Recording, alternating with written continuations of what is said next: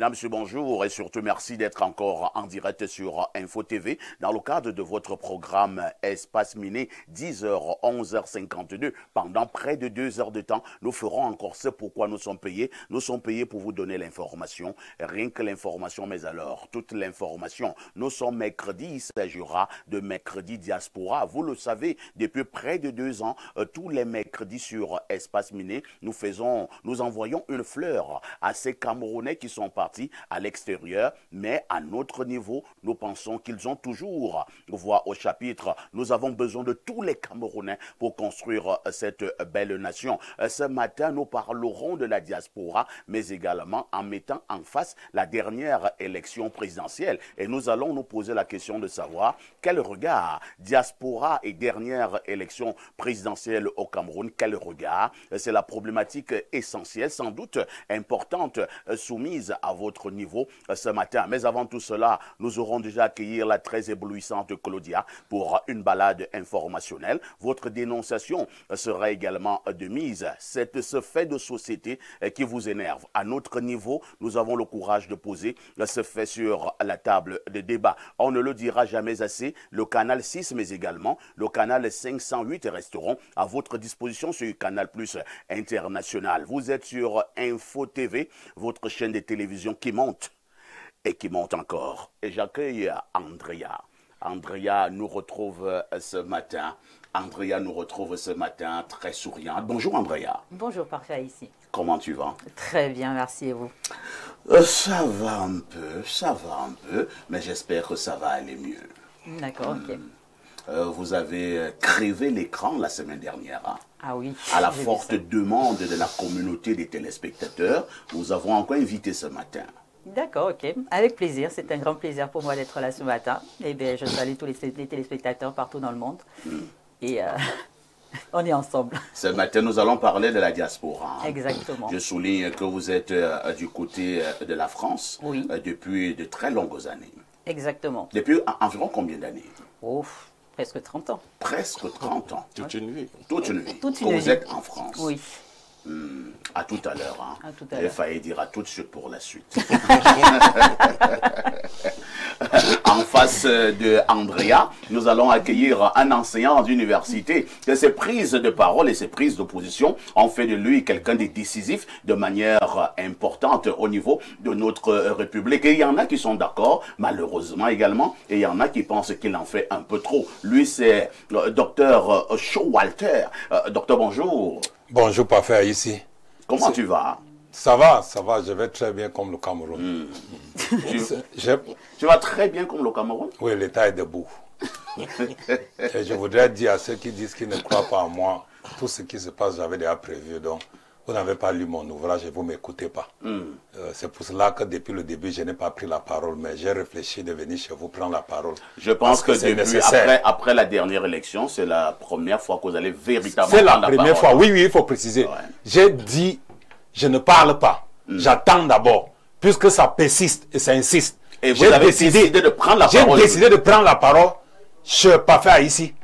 D'accord, merci, hein, docteur Walter Shaw, d'être là ce matin. À côté de docteur Walter Shaw, lui, c'est toute une vie dans la communication et plus précisément dans le journalisme. Il est devenu de plus en plus l'un des plus importants lorsque nous parlons du journalisme et notamment de la presse écrite au Cameroun. Il est membre du Conseil national de la publicité. Il est le patron de Diapason, pour ne prendre que ses casquettes. François Mboké, bonjour. Bonjour. Comment tu vas, François? Ben, ça va bien. Le Cameroun, le pays est debout? Oh, le pays sera debout, quel que soit ce qui arrive. Vous savez, nous tous, nous pouvons partir, mais personne n'amènera le Cameroun. Le Cameroun, lui, il restera. C'est pour cela que partons et le Cameroun reste. Voilà, toutes les actions que nous devons poser doivent penser à cela. Nous ne sommes pas éternels, mais le Cameroun le sera. Merci François Mboké d'être là ce matin. En face de François Mboké, très apprécié de la grande classe des téléspectateurs à travers le monde. Lui, c'est Bertrand Tchenkam. Bertrand Tchenkam, bonjour. Merci, bonjour également à toi, Parfait, ici. Bonjour à l'endroit de Kidam, des Rastaquaires et des Tantampions qui nous regardent. Je voudrais comme ça féliciter M. Alassane Ouattara. Vous savez, il a rempli une fois de plus du côté de la Côte d'Ivoire. Il a eu carrément 90% et on a voté samedi. Dimanche, on avait déjà les résultats provisoires. Personne n'a contesté parce que même le deuxième de ce côté, M. Billon a dit « Je reconnais que M. Ouattara a rempli, il a gagné. » Et la troisième, Simone Barbeau, a reconnu la victoire de M. Ouattara. Elle a même dit qu'elle remercie le gouvernement d'avoir encadré cette élection. Elle avait carrément des individus pour la protéger. Et je voudrais me poser des questions. Pourquoi dans certains pays, on ne peut pas reconnaître que tel a gagné ou alors reconnaître que tel a perdu? Je voudrais comme ça m'indigner sur cette situation macabre, fracassante, unique et cynique qui accable notre pays. Il y a une ruée des individus dans la rue. En attendant de parler de la rue, en attendant de parler de la rue. Nous sommes contre ça. Attendez, en attendant de parler de la rue, je dois rappeler, parce qu'ici nous donnons aussi l'information. Oui. Le même jour, Cabral Libi, qui est troisième de l'élection présidentielle au Cameroun, a félicité le vainqueur, c'est-à-dire le président Paul Biya. C'était juste pour donner cette information. Vous avez ajouté la braise à ma pipe, mais n'empêche que la plupart des opposants n'ont pas été capables de le faire. Et ça peut laisser un peu à désirer. Nous constatons avec amertume et désolation qu'on observe une ruée de quelques individus sans foi ni loi qui se comportent comme des oiseaux de mauvais augure, dont l'imposture et la forfaiture sont connus. On assiste aux casse des stations-service, ça appartient à certains individus, des supermarchés qui sont pillés, ce qui n'est pas bien du fils, des édifices publics qui sont carrément galvaudés. Je voudrais dire à l'ensemble des Camerounais, des jeunes, que en le faisant comme ça, c'est pas bien du tout, parce que c'est avec l'argent du contribuable qu'on a construit ces édifices publics. Quel que soit celui qui aurait pu être président de la République, on bénéficierait à avoir ces édifices publics parce que les impôts vont augmenter. C'est nous qui allons souffrir. Brûler les roues dans les rues, ça peut laisser à désirer parce que vous vous souvenez, la ville de Douala, à une certaine époque, il n'y avait plus de route parce qu'on avait brûlé les roues et on s'est retrouvé dans une poudrière. J'ai beau être contre le régime, mais je suis contre les casses, contre les pillages parce que ça n'honore pas notre pays et ces individus se sont comportés comme des voyous. On peut marcher pacifiquement, ça se fait en France. Moi, j'étais en France. On peut marcher pacifiquement, mais sans voler le poisson des gens dans les poissonneries. Sans casser, sans détruire notre pays, parce que le faire, c'est nous tous qui allons en souffrir. Merci. Merci. J'espère que le torchon va bouler ce jour et que le Rubicon sera franchi sur des questions relatives aux tailles et aux avatars qui gagnent notre pays. Je suis bien préparé parce que cette émission est une thérapie. Je voudrais me comporter ici comme Aimé Césaire dans la tragédie du roi Christophe. Et vous dit la vérité. Je pensais que vous avez déjà chuté. Merci Bertrand Tchouinkam. À côté de Bertrand Tchouinkam, nous allons accueillir notre invité permanent. Lui, c'est Alain Douk. Alain Douk, bonjour. Bien le bonjour, parfait. Je ne sais pas si c'est un plaisir d'être là ce matin parce qu'il y a beaucoup de choses sur le monde dans la conjoncture nationale qui gâchent la joie d'un certain nombre de personnes, moi particulièrement. Ça fait des années, avant même que je n'ai l'épaisseur, s'il y en a une, qui est la mienne dans l'écosystème médiatique camerounais, j'ai toujours interpellé ceux qui sont des acteurs de la scène politique à une forme de lutte qu'on appelle la désobéissance civile ou civique. Vous préférez aller casser. Écoutez les gens, ben, même si vous avez faim, vous êtes hors la loi du moment où vous allez prendre ce qui n'est pas à vous, piller le bien de notre compatriote, à qui, souvent au prix de beaucoup d'efforts, du sang et de la sueur, vous mettez même en danger la stabilité, le bien-être, la gagne d'autres Camerounais pendant que vous le faites. Vous renoncez aux voies de la pacificité. Pourquoi vous ne renoncez pas, par exemple, à dire, si vous sentez qu'on vous a frustré, que vous n'irez plus au travail, par exemple. Vous vous organisez pour dire vous n'irez plus au travail, vous ne conduirez plus de taxi, vous ne conduirez plus de moto, etc. Pour créer une dynamique qui va créer un blocus sans que vous ayez à faire un acte de violence ou alors à mettre en danger la vie de qui que ce soit. Moi, je suis de ceux qui pensent que la vie est sacrée, la vie humaine. Il faut la respecter. Alors, si vous voulez porter quelqu'un au pouvoir, c'est bien. Je veux croire que vous êtes dans votre droit. Mais quand vous aurez fait pratiquer la casse, la stratégie, c'était ça l'expression que je voulais, la stratégie de la terre brûlée, vous voulez tout bousiller. Dites-moi, celui que vous voulez porter au pouvoir, il vient gouverner quoi? Les cendres? Moi, je ne comprends pas cette logique. Nous y reviendrons certainement demain au cours d'une dénonciation. Bonjour tout de même à toute la espace minesphère. Lorsque Alain Douk a fini de dire ce qu'il vient de dire, je vous propose cette tasse de paix. Camerounais, Camerounais. La paix est notre bien le plus précieux. Quand la colère s'allume, c'est tout un peuple qui se brûle. Attendons la voix de la loi, pas celle de la rue.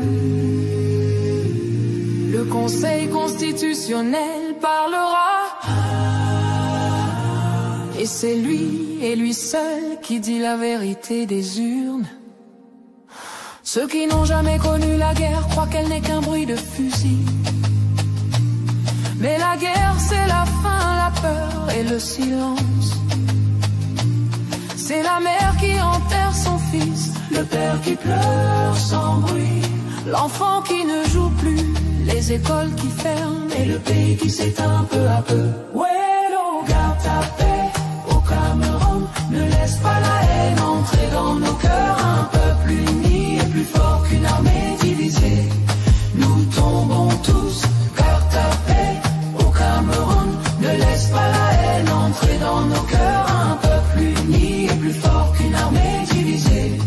Nous tombons tous. Nos villes s'enflamment, nos jeunes s'égarent. Certains croient se battre pour la justice, mais la justice ne brûle pas les maisons, la haine ne construit rien. Chaque pierre jetée détruit l'avenir. Chaque blessé est une cicatrice sur la nation. Refusons la violence, refusons les manipulations. Écoutons la raison, pas les colères.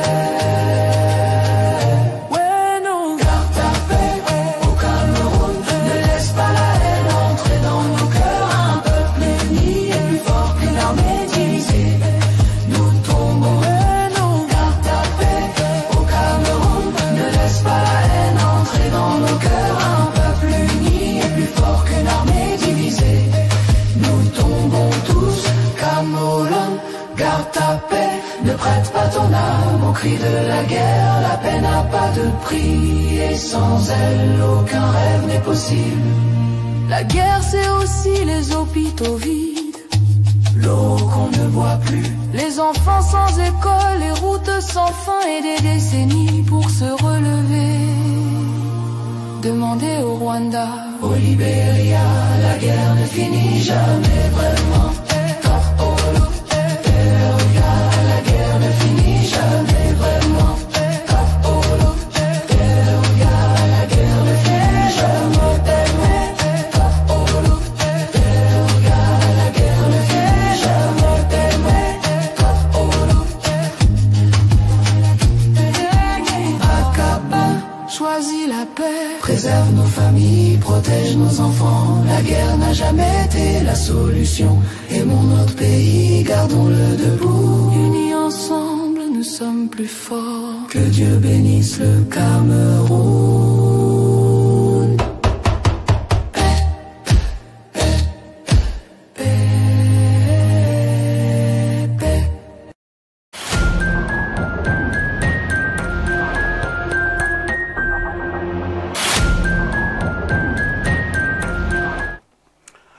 La paix n'a pas de prix. Que Dieu bénisse le Cameroun. Claudia Ancha, bonjour. Bonjour à tous les téléspectateurs d'Espace Miné qu'on retrouve nombreux ce mercredi, c'est un plaisir. Je vous ai vu, vous avez failli avoir une petite larme aux yeux. Hein. Ah oui, quelle chanson, je pense qu'on devrait tous la chanter en chœur parce que voilà, c'est vraiment très lourd. En ce moment, on vit quand même des crises post-électorales. Si ça peut toucher bizarres. le cœur d'un Camerounais, oui. d'une Camerounaise, on aura gagné le pari. Hein. En effet. En effet. Claudia, oui, parfait. Que disent les journaux? Parfait, ici, les journaux sont en kiosque ce mercredi matin et voici l'essentiel de l'information à retenir. Avec le cri hebdomadaire La Météo, on parle de crise post-électorale, curieux silence de l'Église catholique. La page 3 nous renseigne que très volubile avant le scrutin de ce 12 octobre, allant jusqu'à jouer des influenceurs via un évêque qui a appelé le peuple à voter, même le diable. Cette congrégation religieuse ne dit mot sur les meurtres, casse et pillages siège suite à la proclamation ce 27 octobre des résultats de la présidentielle. Le quotidien Info Matin nous propose deux actualités. Tout d'abord, en grande tribune, Dieudonné Vung parle de Paul Tanguy qui met Issa Turma Bakary en garde. D'ailleurs, Issa Turma sera traduit devant la justice au cours d'un point de presse ce 28 octobre à Yaoundé. C'est la déclaration du ministre de l'administration territoriale à l'endroit du candidat du FSNC accusé entre autres d'appel à l'insurrection. Au bas d'une de ce journal, vous trouverez cette actualité en page 2 qui parle du congrès mondial Ville numérique 2025 qui s'est tenu en Chine. Armand Claude Abanda honore l'Afrique centrale en Chine. Le titulaire de la chaire UNESCO d'Afrique centrale Access TIC, représenté à ses assises du 28 au 31 octobre à Shenzhen, s'est vu décerner le DC World Award 2025. Nous prenons une fois de plus des nouvelles des manifestations illégales avec Jacques Blaise Mvier. Ce matin, Tiroma sera face à la justice, nous apprend ce journal, répondant aux appels séditieux du président du FSNC. Des groupuscules de jeunes ont sémé le chaos dans plusieurs villes du pays à la veille et après la proclamation des résultats à la présidentielle du 12 octobre dernier. Le MINET met en garde les médias de la haine qui participent au projet insurrectionnel de Issa Turma Bakary. C'était lors d'un point de presse organisé hier à Yaoundé. Le jour se lève à Yaoundé et on parle toujours des crises post-électorales avec Aman Mana qui nous dit ce matin que Anissé Ekani, professeur Abba Oyono et Ndjekem Tchameni sont déjà au CED. Les premières auditions des leaders politiques sont à retrouver en page 2 de ce journal paru en kiosque ce matin. Situation post-électorale, le quotidien Mutation place également en mots sur le sujet. Georges Alain Boyomo nous dit ce matin que ça surchauffe et il y a de la psychose au Cameroun. La reprise de la vie normale plombée par des barricades et affrontements entre les manifestants et les forces de maintien de l'ordre à travers le Cameroun. De nombreux Camerounais sont confinés chez eux, apprend-on. Prenons à présent des nouvelles de la ville de Garoua.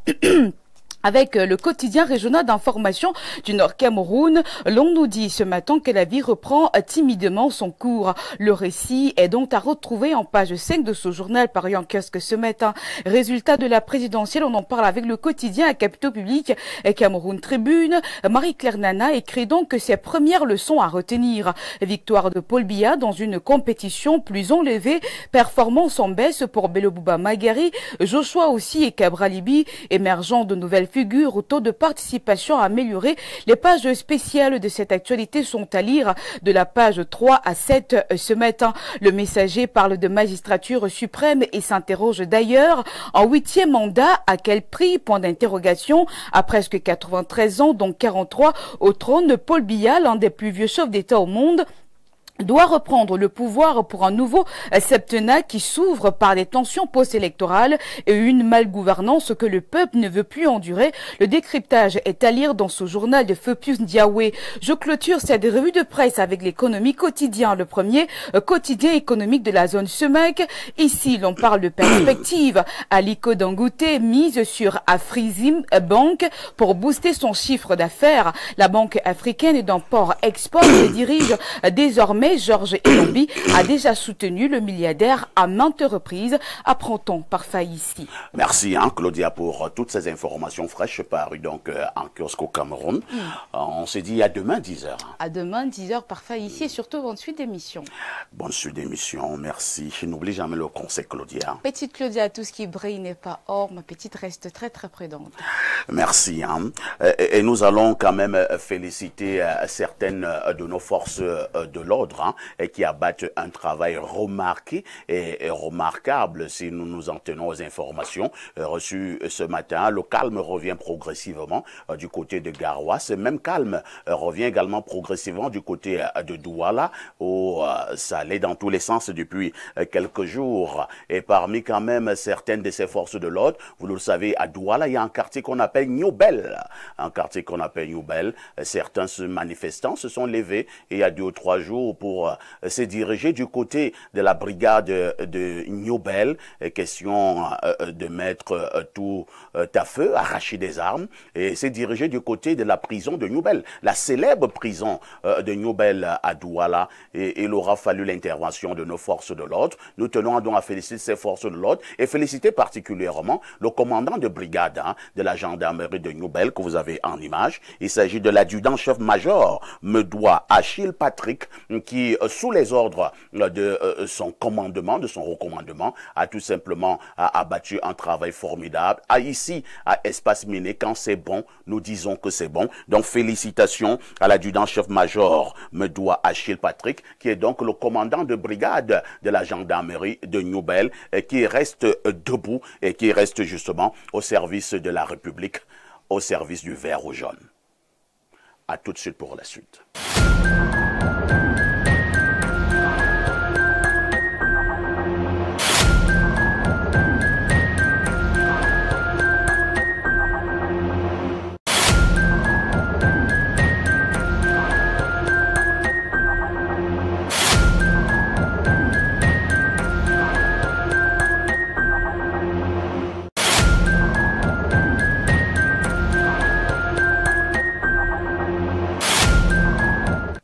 Nous repassons, comme d'habitude, la parole à Alain Douk pour la dénonciation de ce mercredi matin. Voilà, juste avant la dénonciation parfaite, tu me permettras, oui. Tu es le maître du plateau, d'en passer une sur l'adjudant-major. Oui, me doit.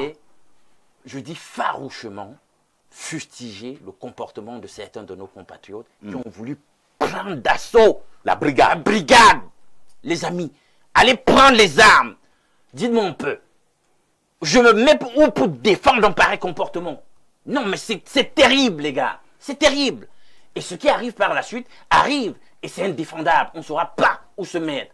Et là, dans le cas d'espèce, l'adjudant, il a totalement raison. Il a totalement raison. Je me mets à sa place. Il s'est opposé farouchement. Je me mets à sa place. Je fais comment? Si je laisse faire une pareille chose. Parce que parfois dans la vie, il faut qu'on apprenne à se mettre à la place des autres. Vraiment, il a évité certainement le pire en permettant que ces armes-là de la brigade ne se retrouvent pas là dehors comme ça. On manque de compatriotes, brigands, délinquants. Et qu'on a libéré les prisonniers de Newbel.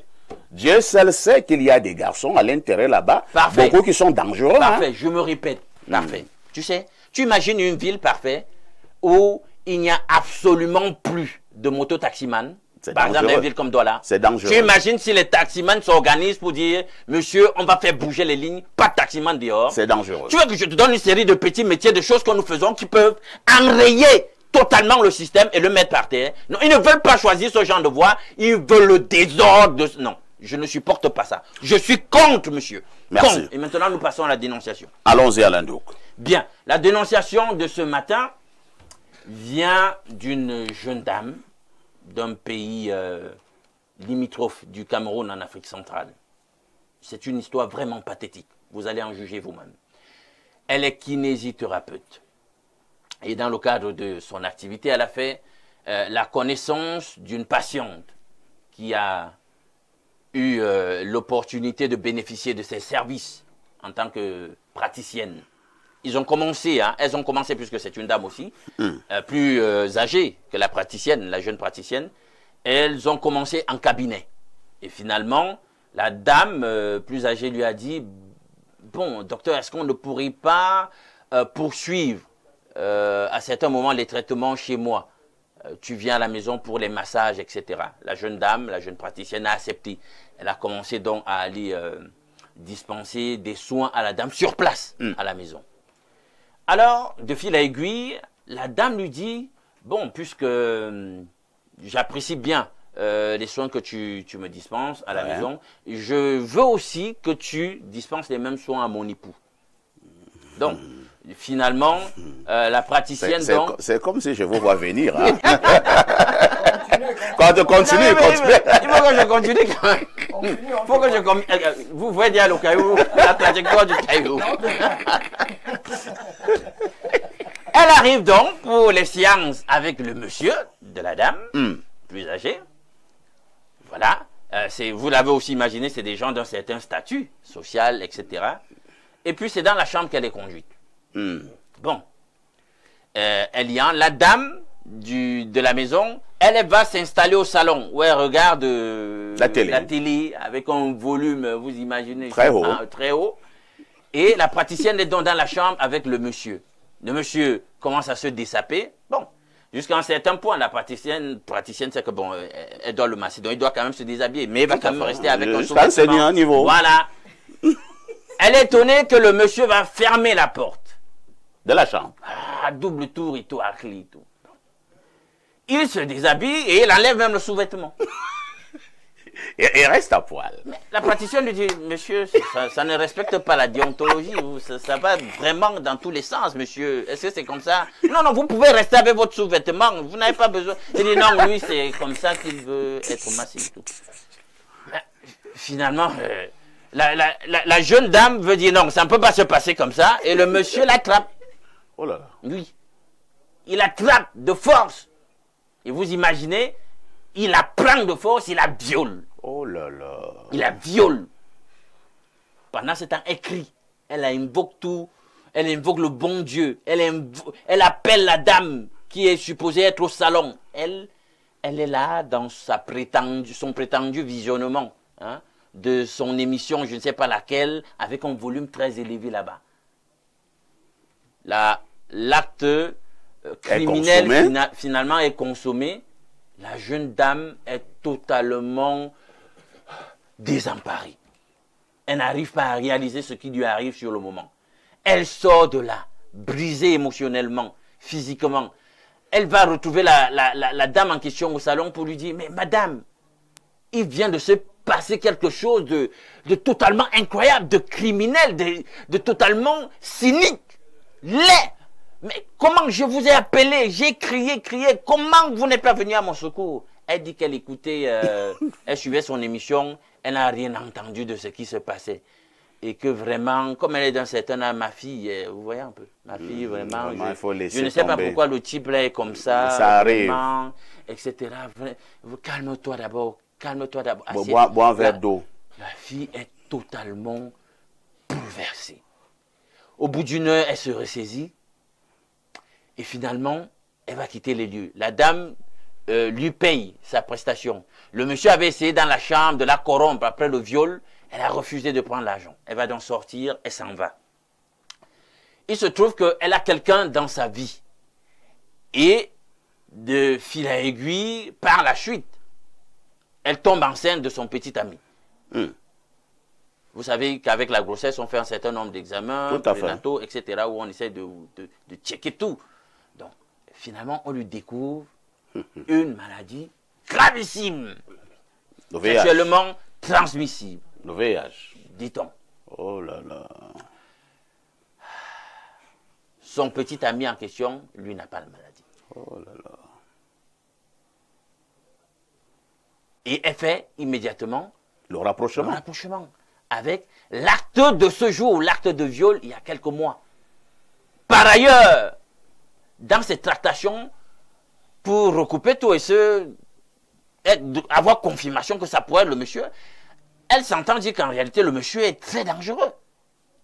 Que le monsieur, il n'y a pas que l'aspect physique lié à l'acte sexuel. Et d'ailleurs, il faut le dire aux téléspectateurs, il n'a pas violé la jeune dame par voie normale. Oh là là.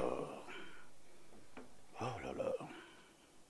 Donc, il a pris la jeune dame par l'autre voie. On dit souvent double sim. Bon, c'est les néologismes camerounais. Voilà. Donc, recto verso. Il a pris la femme recto verso. Et elle en déduit que c'est lié certainement à des pratiques d'ordre mystique. Donc, outre la maladie qu'il lui a transmise, il a certainement accompli par ricochet un rituel occulte pour la siphonner énergétiquement. Donc, et là, vous connaissez comment ça se passe. Vous commencez comment, dans ce genre de pays que vous connaissez en Afrique centrale, que nous avons la plupart du temps, pour vous plaindre, où la justice est souvent très bien. Merci. Aux ordres des plus puissants. Merci. C'est une histoire quand même triste, hein? Elle a commencé à faire sourire, mais à la fin, elle est pathétique. Je passe d'abord la parole au docteur Walter Shaw. Votre commentaire. Parfait, ici c'est très compliqué parce que j'ai suivi l'histoire jusqu'à la fin. Je m'attendais à ce qu'on dit que la fille, après avoir été violée, a pris l'argent et est partie. Elle n'a rien pris. Elle n'a pas. L'acte qui a été posé, c'est un acte qui est vraiment diabolique. Donc il faut dire que ce monsieur pratique, ça c'est la première chose. Et sa femme est complice. Tout à fait. Maintenant, du côté de la femme qui allait masser, je crois que ces cabinets-là doivent fixer des règles pour ne pas aller faire le massage chez les gens. Ou bien, pour aller faire le massage chez les gens, c'est un préalable qu'il faut poser avant de le préalable, ça sera quoi? Avoir des gendarmes? De ne pas entrer dans une chambre. Même si c'est le salon, c'est quand on est à fermer le portail. Bref, de ne plus faire le massage chez les gens. Parfait, ici. Et pareil également que les massages à domicile, ça paye plus. Ça paye plus. Comme les coiffures. Voilà. Ils doivent être, donc, il faut qu'elle soit accompagnée par quelqu'un. Un gardien?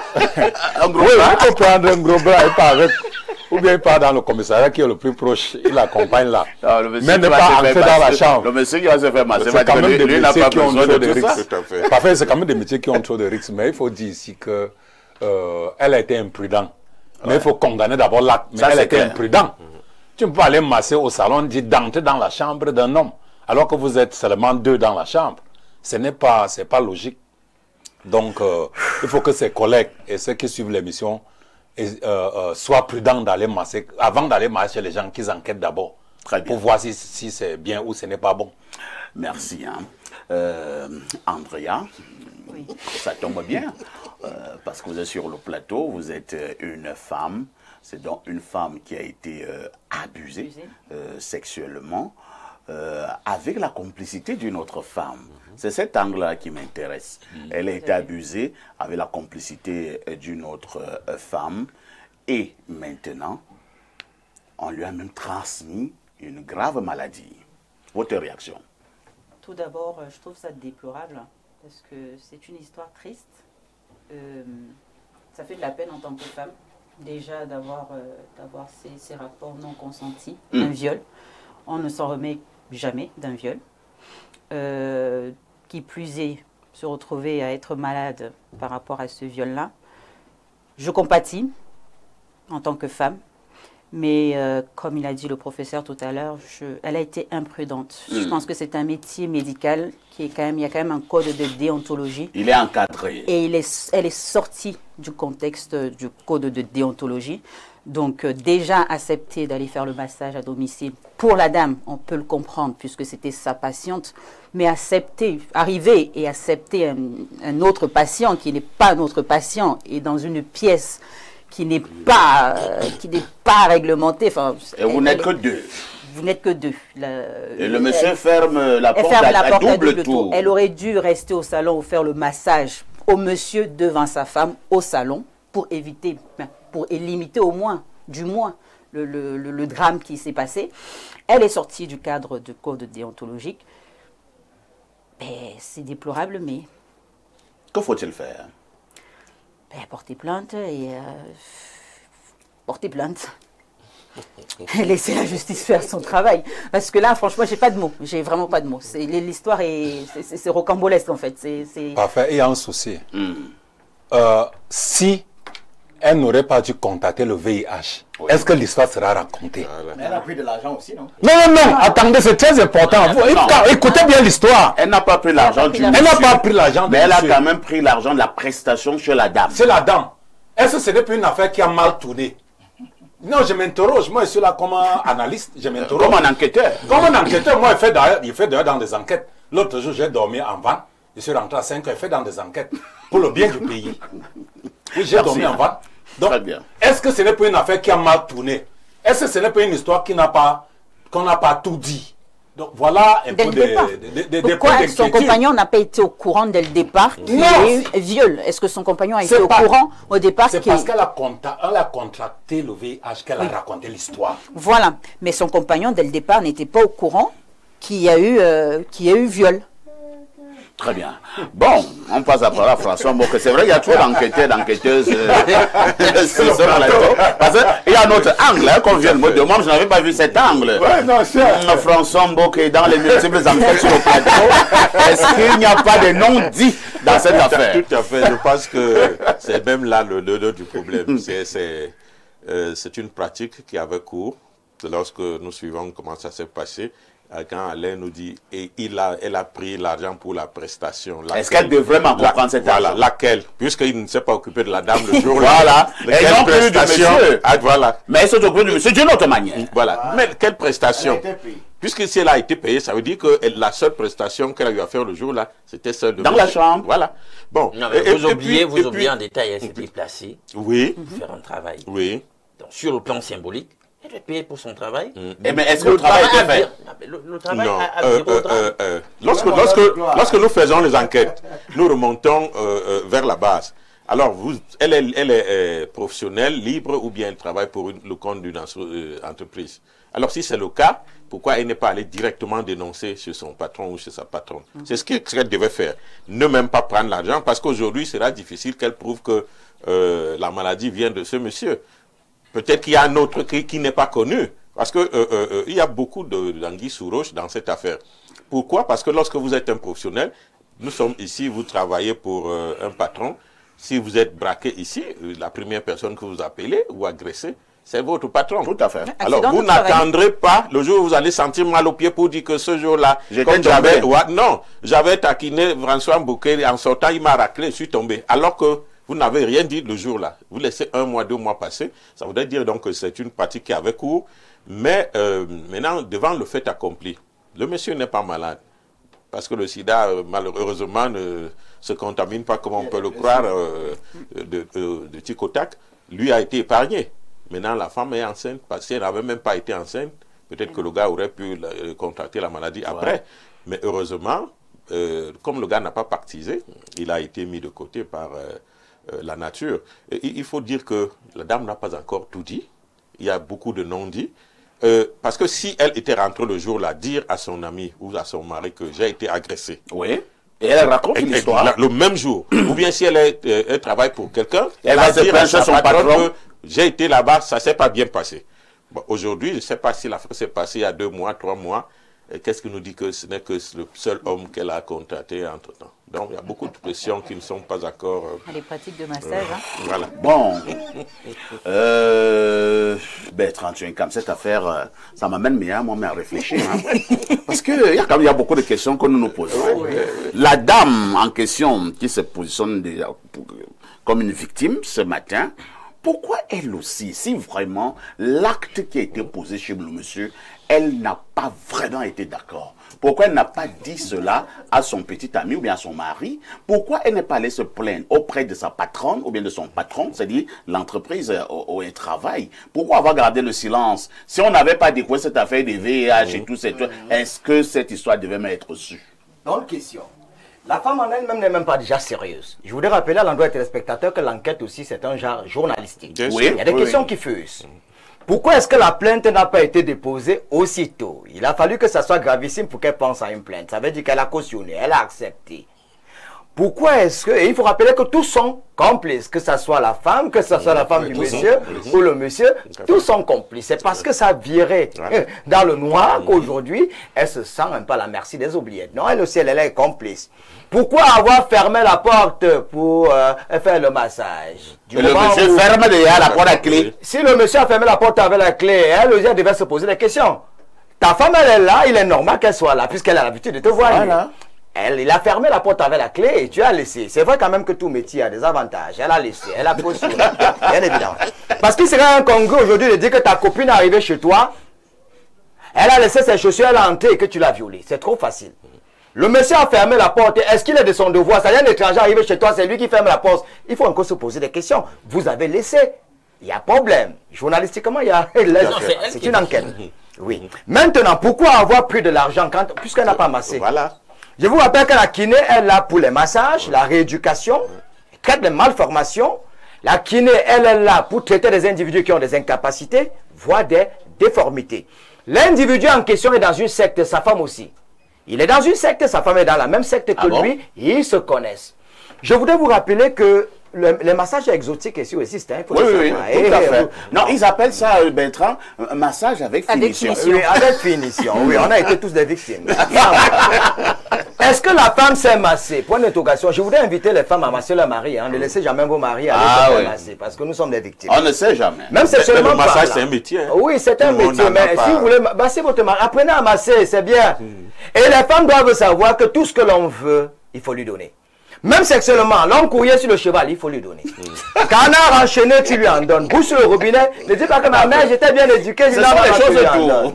L'araignée renversée, tu lui donnes. Le chat écrasé, il faut accepter toutes les positions sexuelles pour satisfaire votre mari. Il ne faut pas l'oublier. Bertrand, tu es comme ça. Ça fait toujours partie de la démonstration. Oui, ça fait partie de la démonstration. Oui. Quand vous voyez les hommes mariés dans la rue, vous croyez que c'est quoi? Les hommes sont malades. 70% des mariés sont malheureux. Vous croyez que les prostituées sont dans la rue? Pourquoi? Parce qu'il y a des gens pour il y a des clients. Non? Il y a des clients. Non, les clients viennent pourquoi? Ils ne sont pas satisfaits. Il y a des femmes que tu épouses, tu as dépensé 5 millions pour sa facture. Tu arrives à la maison, tu dis, l'homme couillé sur le chemin, il dit non, je suis bien éduqué. Alors, dit, ouh, tu regardes la télé. J'ai écrasé, elle ne veut pas. Toujours la démonstration. Revenons maintenant sur la démonstration. La femme, est-ce que vous savez qu'il y a des hommes ici dehors? Parce qu'on est en train de rire, c'est très important. On dit les médias ont trois grands rôles, informer, éduquer, divertir. Est-ce que vous savez qu'il y a des grands patrons ici dehors? Il est avec sa femme, il envoie sa femme, c'est-à-dire elle est là, elle sort, vous dites, comment la femme, posez-vous des questions, comment un haut commis de l'État peut envoyer sa femme se faire prostituer? Parce qu'en réalité, pour vider les hommes, il y a deux façons de vider un homme. Soit l'homme vous sédomise pour vous vider, soit un homme, vous savez qu'il y a un président de RDC, le fameux Mobutu, on vous dit, il y a l'histoire qui raconte que lui, il couchait avec les femmes de ses ministres. De ses collaborateurs. Alors, pourquoi est-ce qu'il le faisait? C'était pour vous vider. Quand un homme sort avec ta femme, vous ne valez rien du tout. Donc, pour dire que cette pratique, elle est connue par sa femme. Vous avez raconté une histoire récemment, non, où un homme est allé coucher avec une femme chez lui. Quand la femme sort et voit la femme de la maison, elle dit que ma chérie, c'était bien, je vous paye le taxi, 100 000 francs. Oui, elle sait que son mari le fait constamment. Donc, pour dire qu'ici, il y a de la complicité. Mieux n'aurait été le fait que cette femme ait contracté le VIH. Je vous assure qu'elle a été bien payée, elle a fermé son clapet. Oui. La question qu'il faille se poser, journalistiquement parlant, c'est pourquoi aujourd'hui réfléchir sur la Et qui plus est... ouais, François. Oui, quand on pousse un peu la réflexion, on va se voir que peut-être la dame cible ce monsieur parce qu'il a peut-être des moyens. Parce que oui, il faut pousser la réflexion. Est-ce que c'est le même voilà, est-ce que si elle accepte déjà d'aller masser des gens chez eux dans la chambre, est-ce que c'est le seul? Bon, maintenant, il faudra qu'elle prouve que c'est ce monsieur avec qui l'a contaminé. Est-ce qu'elle ne cache pas là des raisons économiques? Par exemple, elle voudrait que le monsieur la dédommage pour faire taire l'affaire. Une fille a failli me faire ça, heureusement que je suis dur. Il faut le savoir. Mais les masseurs, là, il faut faire attention. Des enquêtes sur le nombre de prostituées au Cameroun, je me suis rendu compte que la taille de l'échantillon est plus grande avec les gens qui font le massage à domicile. Ils mettent toujours le prix massage avec finition. Oui. Et finition là, le prix, c'est le prix différent. Quand on ne met pas finition, le prix baisse. Quand on met finition, le prix augmente. C'est même une forme de prostitution. Parfois la patronne n'est pas au courant qu'il y a finition. Merci. Plus de 90% des femmes qui font le massage font dans la prostitution. Il y a une qui a failli me violer. Heureusement que je t'ai dit. Évitez juste le massage à domicile. C'est mon conseil. Alain, donc c'est donc une dénonciation, comme vous le constatez, et qui a plusieurs angles de traitement. Hein. Quelqu'un vient de dire sur ce plateau, bon, je vais un peu nuancer, certaines qui font dans cette affaire de massage-là, c'est quand même des petites prostituées cachées. Hein. Pour cette dénonciation, il faut déjà qu'on comprenne que cette praticienne dans de nos pays voisins est une praticienne sérieuse, c'est son cabinet. Vous savez, l'argent a toujours été parfois un facteur d'hameçonnage. Parce que quand vous vous rendez compte que, bon, en allant dispenser les soins à domicile, vous gagnerez plus, l'appât du gain, parfois vous amène à accepter ce genre d'option. D'autant plus que avec la femme, ça s'est bien passé. Bien. Maintenant, vous arrivez, il y a ce virage. On sent qu'il y a collusion. On s'est arrangé. Il y a un script. Il y a un scénario. Et l'enjeu même, certainement même depuis qu'elle fréquente même la praticienne, la dame plus âgée, C'était ça l'objectif. C'est comme ça qu'elle prend les gens pour aller les servir à son prédateur de mari. Voilà. Ils agissent, c'est la criminalité organisée. Voilà. Alors, vous savez, la plupart du temps, quand vous jugez que vous êtes avec des gens respectables, parfois on baisse la garde, etc. Vous faites confiance. Oui, et là, elle a commis donc cette erreur de penser que parce que vous voyez des gens apparemment respectables, d'un certain niveau social, non, ce sont des non, parce qu'on pense toujours que c'est au sous-quartier où il y a des comportements de merde. C'est pas toujours vrai. Voilà. Or, c'est dans des milieux en question, les maisons dans les barrières. Où il y a les comportements les plus merdiques. Mais elle a pris son pied. Arrête de plaisanter. Maintenant, quelqu'un veut te violer, tu vas quand même le préservatif. Ça n'a rien de gay. Et dès qu'elle est sortie, ça n'a rien de gay, il faut pas. On sait une dame qui a été violée. Dès qu'elle sort du lieu, elle crie. Le viol, c'est un crime. C'est un crime. Moi, je peux pas faire des plaisanteries là-dessus. Hein? Prendre quelqu'un sans son consentement, c'est vraiment criminel ce qu'il a fait. Et moi, sur la question du VIH, vous savez que moi j'ai un autre positionnement là-dessus. Et c'est pour ça que je valide moi la dimension occulte de ce qui s'est passé. Parce que vraiment les tests qu'on vous dit là pour tester les virus, patati patata, déjà il faut me démontrer que le virus en question existe. Et le test que vous utilisez, il passe positif pour nombre d'affections.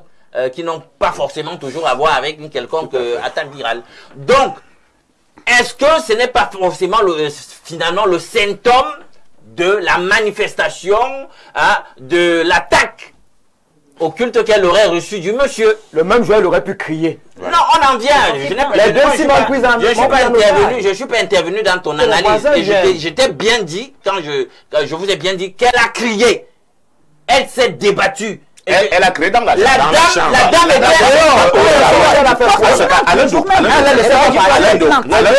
elle aurait dû porter. Écoutez, Alain Douk, attendez d'abord, pas d'émotion. Elle a laissé les gens partir. Pas d'émotion. Vous êtes là comme un avocat, on peut soupçonner que vous défendez votre client, mais ce n'est pas le cas. Bon, on est d'accord qu'elle a créé dans la chambre, mais au niveau du salon, il y a le téléviseur avec un bon, bref. Très bien. Alain Douk, quand cette dame qui a été touchée, qui est meurtrie, qui a été violée, on dit bien violée dans son essence le plus dramatique. Lorsqu'elle est sortie de cette maison, pourquoi elle n'a pas crié? Pour que les voisins viennent, même les passants, qu'elle dise aux gens, Alain Douk, que vous dites que je viens d'être violée dans cette maison, je viens d'être violée. Aller appeler sa patronne là. En parler à son conjoint, aussi. Le jour voilà ma position sur le sujet. La dame a fait un simulacre. Elle savait et elle a même entendu ce qui se passait dans la chambre. Elle a validé ça parce que c'est la criminalité en bande organisée. C'était organisé. Maintenant, on peut prendre des hypothèses. Vous savez, ces gens-là dans leur quartier cossu, hein? Tu sors là du portail, etc. Tu veux même commencer à faire le bruit. C'est peut-être le vigile là même qui va... Ok, pourquoi elle n'a pas dit à son compagnon? Arriver à la maison, en parler à son compagnon, aller porter plainte. Il y a beaucoup de choses cachées là. Maintenant... Alain, nous voulons nous convaincre. Nous aussi, on veut te comprendre. Non, justement, j'en viens. D'abord, vous savez, il y a des choses dans la vie, il faut les vivre peut-être pour mieux se substituer à la personne et essayer de comprendre ce qui se passe dans la psychologie de la personne qui est la victime. Déjà que vous savez que les gens, ce genre de traumatisme issu du vol, brise mentalement les gens. Surtout dans notre contexte. Tu parles de traumatisme. Alain Douk, tu parles de traumatisme. Elle a rien dit. Attendez. Dans son traumatisme, elle a pris de l'argent. Je réponds. Vous savez qu'il y a des situations dans notre contexte avec nos réalités sociologiques où tu es la victime et tu as même honte. Tu as encore plus honte de ce qui t'est arrivé. L'argent qu'elle a pris, c'était pas une enfant. C'est pas une enfant, c'est une adulte. Bien. Elle a pris son pied. Attends, tu n'es pas sérieux. On va lire quelques messages. Bonjour, le sac de modérateur. C'est une histoire très triste. S'il te plaît, passe mon bonjour à Walter. C'est son petit dessus depuis soi, le livreur d'eau à soi. Merci. Vous connaissez le livreur d'eau? Je n'ai que les frères de livreur.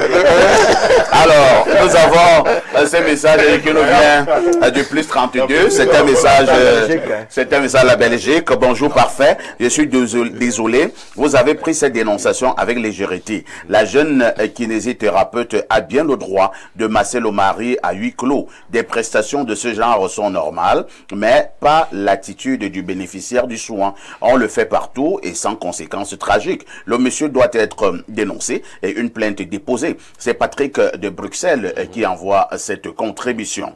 Nous prenons cet autre message. Bonjour le sac de modérateur. Vous savez, c'est toujours très facile de juger ou condamner une femme violée qui ne dénonce pas ou ne porte pas plainte. Ceci s'explique par le fait que certaines femmes ont peur de leur violeur. Peut-être le monsieur a menacé la femme. Après, qui sait, certaines femmes ont souvent honte de dire qu'elles ont été violées. En plus, par la voie, disons, le postérieur, quand elle a constaté qu'elle a été contaminée, elle a pris son courage pour essayer de dénoncer et mettre en garde d'autres femmes pour ne pas être victime aussi. C'est Mandafis qui envoie cette contribution. Bonjour monsieur Parfait ici, le maestro et leader de la modération. Pour cette dénonciation, c'était un coup prévu par le couple et à la demande du mari qui voulait satisfaire ses envies ou ses fantasmes. Faut pas oublier que ces filles qui font dans l'esthétique pratiquent ce genre de service, genre massage avec ou sans finition, soit elle dénonce parce que le monsieur est passé à la seconde SEM. C'est John depuis Douala qui envoie cette contribution. Un autre message. Bonjour, Info TV, parfait. Je pense que cette jeune kiné n'est pas professionnelle. Parfois, elles font des soins à domicile à l'insu de la structure où elles sont employées. Il faut dire que les métiers qui touchent à la sensibilité corporelle directement, comme les soins corporels, les massages relaxants, sont parfois très excitants et les professionnels le savent. Vraiment, elle a joué avec le feu et elle s'est brûlée. Vraiment, qu'elle soit sage. Sida n'est pas une fatalité. Bonne émission. C'est Avorton depuis Berthois. Tu t'appelles Avorton. Quel nom? Bonjour à tout le panel. Pour ma part, cette femme est habituée à une mauvaise vie, raison pour laquelle elle a accepté masser le monsieur dans la chambre à deux. Elle connaît la suite. Alors au plus 33, c'est un message de la France. Bonjour le plateau, très bonne émission. En ce qui concerne la dénonciation, parfait, je suis sûr et certain que c'est en Guinée équatoriale. Ma cousine avait subi ce genre de viol et le monsieur en question avait le VIH. Aussi, lorsque ma cousine a porté plainte, les gendarmes lui ont dit qu'ils ne peuvent rien faire, qu'elle rentre au Cameroun porter plainte. Bonne journée, que Dieu protège notre cher et beau pays, le Cameroun. Bonjour le sac de modérateur et ton riche panel. Pour ce qui est de la dénonciation, il faut dire que c'est une fin triste qui pouvait être évitée. Dans notre métier, les prestations à domicile sont encadrées où on envoie toujours deux professionnels et la prestation se fait dans une pièce ouverte en présence du collègue du prestataire. Ainsi, on évite des débordements qui sont souvent courants dans les domiciles privés. C'est Raphaël Akribi. Raphaël, moi je ris, hein. Si ces deux femmes qui sont envoyées pour un massage à domicile, ça dérange en quoi? Ça lui fait deux. Le monsieur fait les deux propositions. Et il y en a pas chose. Hein. On peut être consentant, on ne sait jamais. Alors bonjour parfait, le paragon de la modération. Moi je pense que la femme du monsieur est de connivence avec son mari, mais je m'interroge pourquoi cette fille-là, elle n'a pas porté plainte. Après s'être partie de cette résidence, a-t-elle informé son petit ami? Moi, je m'interroge beaucoup. Hein. C'est Hugues, depuis Obala, qui envoie cette contribution. Bonjour, le Paul Biya de la modération et à ton panel. Je voulais dire que le Cameroun est un pays pour tous les Camerounais. Les personnes vont passer, mais le Cameroun restera toujours. Si le Conseil constitutionnel proclame que c'est Paul Biya qui a remporté l'élection présidentielle, alors que les autres candidats acceptent le verdict dans la paix et gardent le cœur ouvert. J'aimerais aussi m'adresser à nos frères lanceurs d'alerte depuis l'Europe et qu'ils arrêtent d'envoyer les enfants des autres dans la rue pendant que leur propre famille reste à l'abri. Casser les boutiques et les magasins de nos compatriotes compatriotes n'est pas un signe de changement, c'est plutôt un recul pour notre pays. Restons unis, gardons la paix et faisons grandir notre Cameroun ensemble. C'est Ronique depuis Nkonsamba qui envoie cette contribution. Nous allons peut-être prendre 3 dernières contributions. Bonjour le plateau.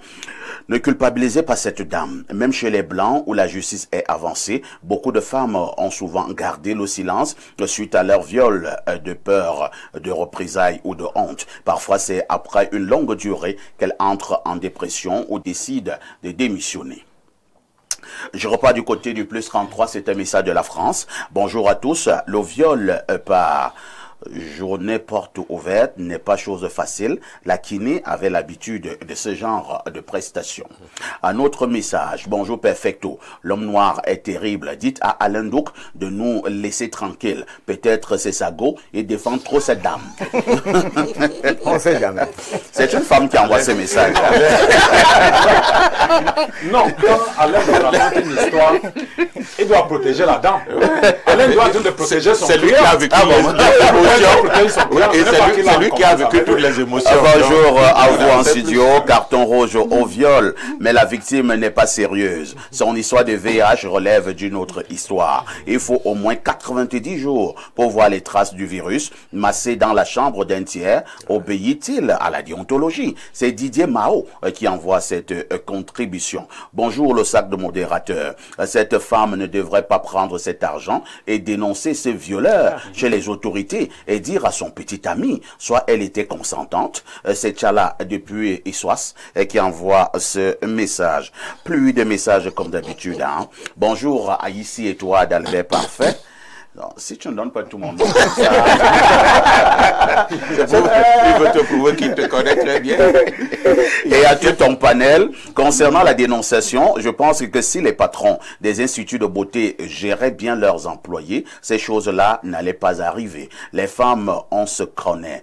Si on enquête bien, je parie qu'elle avait l'habitude de faire des massages à domicile. Sauf que cette fois-ci, ça ne s'est pas bien passé, raison pour laquelle elle dénonce. Et que les hommes qui viennent demander des massages avec finition, il faut arrêter ça. C'est Pancras de Garoua.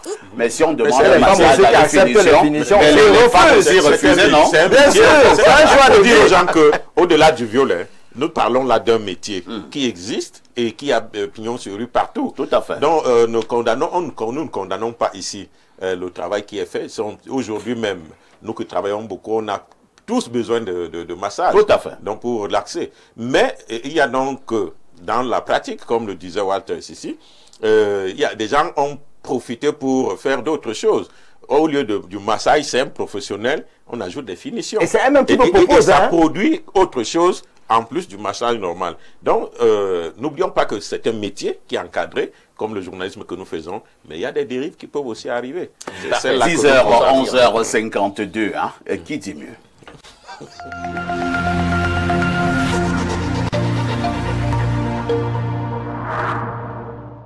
En octobre, seulement avec Canal+. Je fais pas ça pour l'argent. Pourquoi? Pour finir ce que j'ai commencé. On peut manger maintenant? Bien sûr. Surprise! Salut la musique. Vous êtes sur Canal+. Gardez-vous, pardon! Cinéma, sport, séries, documentaires et grands spectacles avec Canal+, changez de dimension.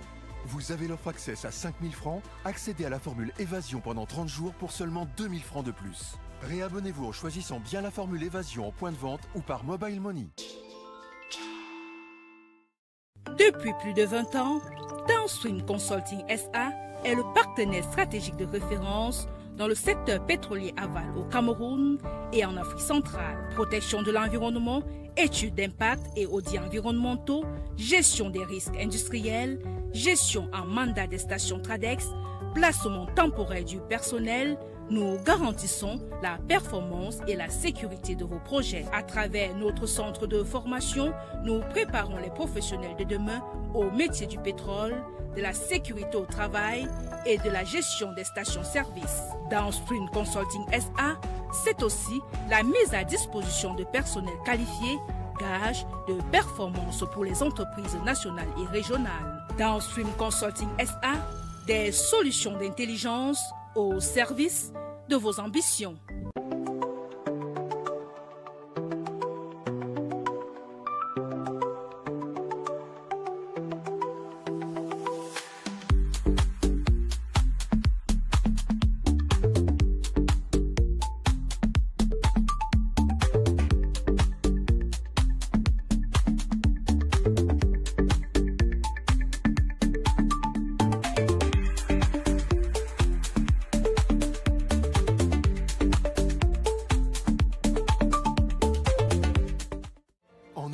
Seulement avec Canal+. Je fais pas ça pour l'argent. Pourquoi? Pour finir ce que j'ai commencé. On peut manger maintenant? Bien sûr. Surprise! Salut la musique. Vous êtes sur Canal+. Garde-vous.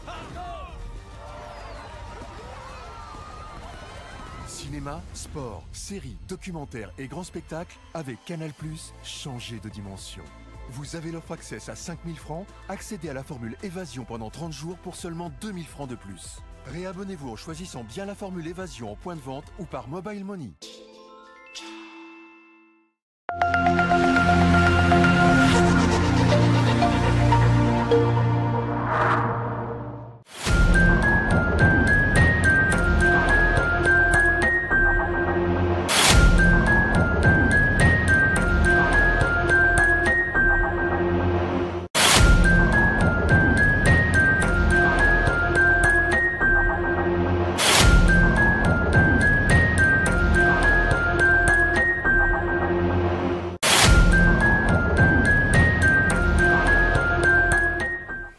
Makouma, bonjour. Bonjour, préfecteur. Comment tu vas? Bref, un peu essoufflé, mais ça va. Ça va aller, hein. Il faut garder toujours espoir. L'espoir, il y en a. Ce matin, nous parlons encore de santé et nous parlons du chlamydia. Oui, tant qu'on parle de santé, forcément, il doit y avoir espoir parce qu'on ne peut rien faire si on n'est pas en santé. On ne peut même pas se mouvoir si on n'est pas en santé. C'est pourquoi aujourd'hui encore, je parle encore là de problèmes qui dérangent des personnes qui sont victimes et qui ne savent pas où se rendre désormais. On leur dit aujourd'hui que c'est désormais possible de soigner son chlamydia ou de baisser de manière significative son taux de chlamydia. Parce qu'il faudrait savoir que c'est tout le monde qui a le chlamydia. On parle donc de chlamydia quand le taux il est élevé, bien quand on commence à ressentir certains symptômes. Chez la femme, ça peut entraîner le trouble du cycle. Elle peut se trouver de saigner 2 à 3 fois par mois. Elle peut faire 2 à 3, 4, 5 mois sans saigner. On a aussi des femmes là, qui ont des problèmes des écoulements de sexe, les problèmes de perte blanche en abondance. Il faudrait préciser là que c'est normal qu'une femme qui soit en activité sexuelle, c'est normal qu'elle ait des pertes blanches. Mais ce qui n'est pas normal, c'est que ces pertes blanches là sortent accompagnées de démangeaisons ou avec une forte odeur ou bien parfois avec une coloration jaunâtre ou bien noirâtre. C'est ce qui n'est pas normal, mais c'est normal qu'une femme ait des pertes blanches, surtout quand elle est en activité sexuelle. Une femme qui va aller voir un gynécologue ou bien un naturopathe ou bien un crétin et lui dit que non, je vais te couper tes pertes blanches, chère dame, fuyez ce monsieur parce que forcément il va entraîner quelque chose en vous qui va vous créer des complications. Nous avons aussi ces femmes qui ont des problèmes de crampes bouchées ou des myomes, encore des fibromes et même des kystes ovariens. C'est désormais possible de se faire traiter ça sans passer par des tables d'opération. Ces messieurs aussi qui ont des problèmes de faiblesse sexuelle et éjaculation précoce, reprise lente. Je l'avais déjà dit cela plus d'une fois que la faiblesse sexuelle ou l'éjaculation précoce ou encore les problèmes de manque d'appétit sexuel ou bien les problèmes de reprise lente ne sont pas des maladies mais les symptômes de maladies qui peuvent être liés soit par qui peuvent être causés par l'hémorroïde, le chlamydia, le stress permanent qui est déjà notre gros ennemi. Et même l'alimentation, parce qu'il y a beaucoup de personnes là qui disent que non, c'est quand elles ont pris 2 ou 3 bières, bien 4 bières, où elles ont une bonne érection, que non. Au contraire, ça va vous rendre désormais impuissant, parce que si vous n'avez pas pris de l'alcool, vous n'aurez pas une bonne érection. Et ce que vos chères dames ne vous disent pas, c'est qu'elles aiment la femme, lors du rapport sexuel, elle aime sentir son homme, mais parfois on vient avec des fortes odeurs. Elle fait ça parce que non, c'est le seul moment où vous pouvez être en bonne performance autant pour moi. Les Makouma, vous ne partez pas, nous terminons par le produit à succès. J'ai failli dire. Succès. Open Sex. Open Sex, à grand succès. À grand succès, ce produit-là qui aujourd'hui redonne l'estime de soi à ces hommes-là qui se sentaient diminués du fait qu'ils n'avaient pas un appareil génital consistant, un appareil génital normal. Alors le produit Open Sex vient donc répondre à la demande et aux exigences de ces personnes-là. Nous avons mis sur pied 3 formats qui permettent de satisfaire tout un chacun. Le produit Open Sex concerne uniquement des personnes qui ont un petit appareil génital.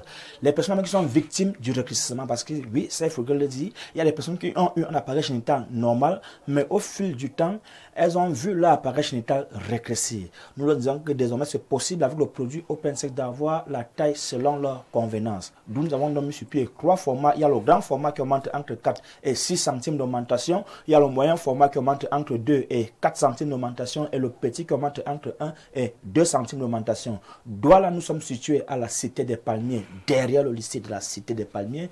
Nous sommes situés à Aquanon, Madiba Hôtel, lieu dit ancien hôtel Madiba, à l'ancien même de l'église Salem.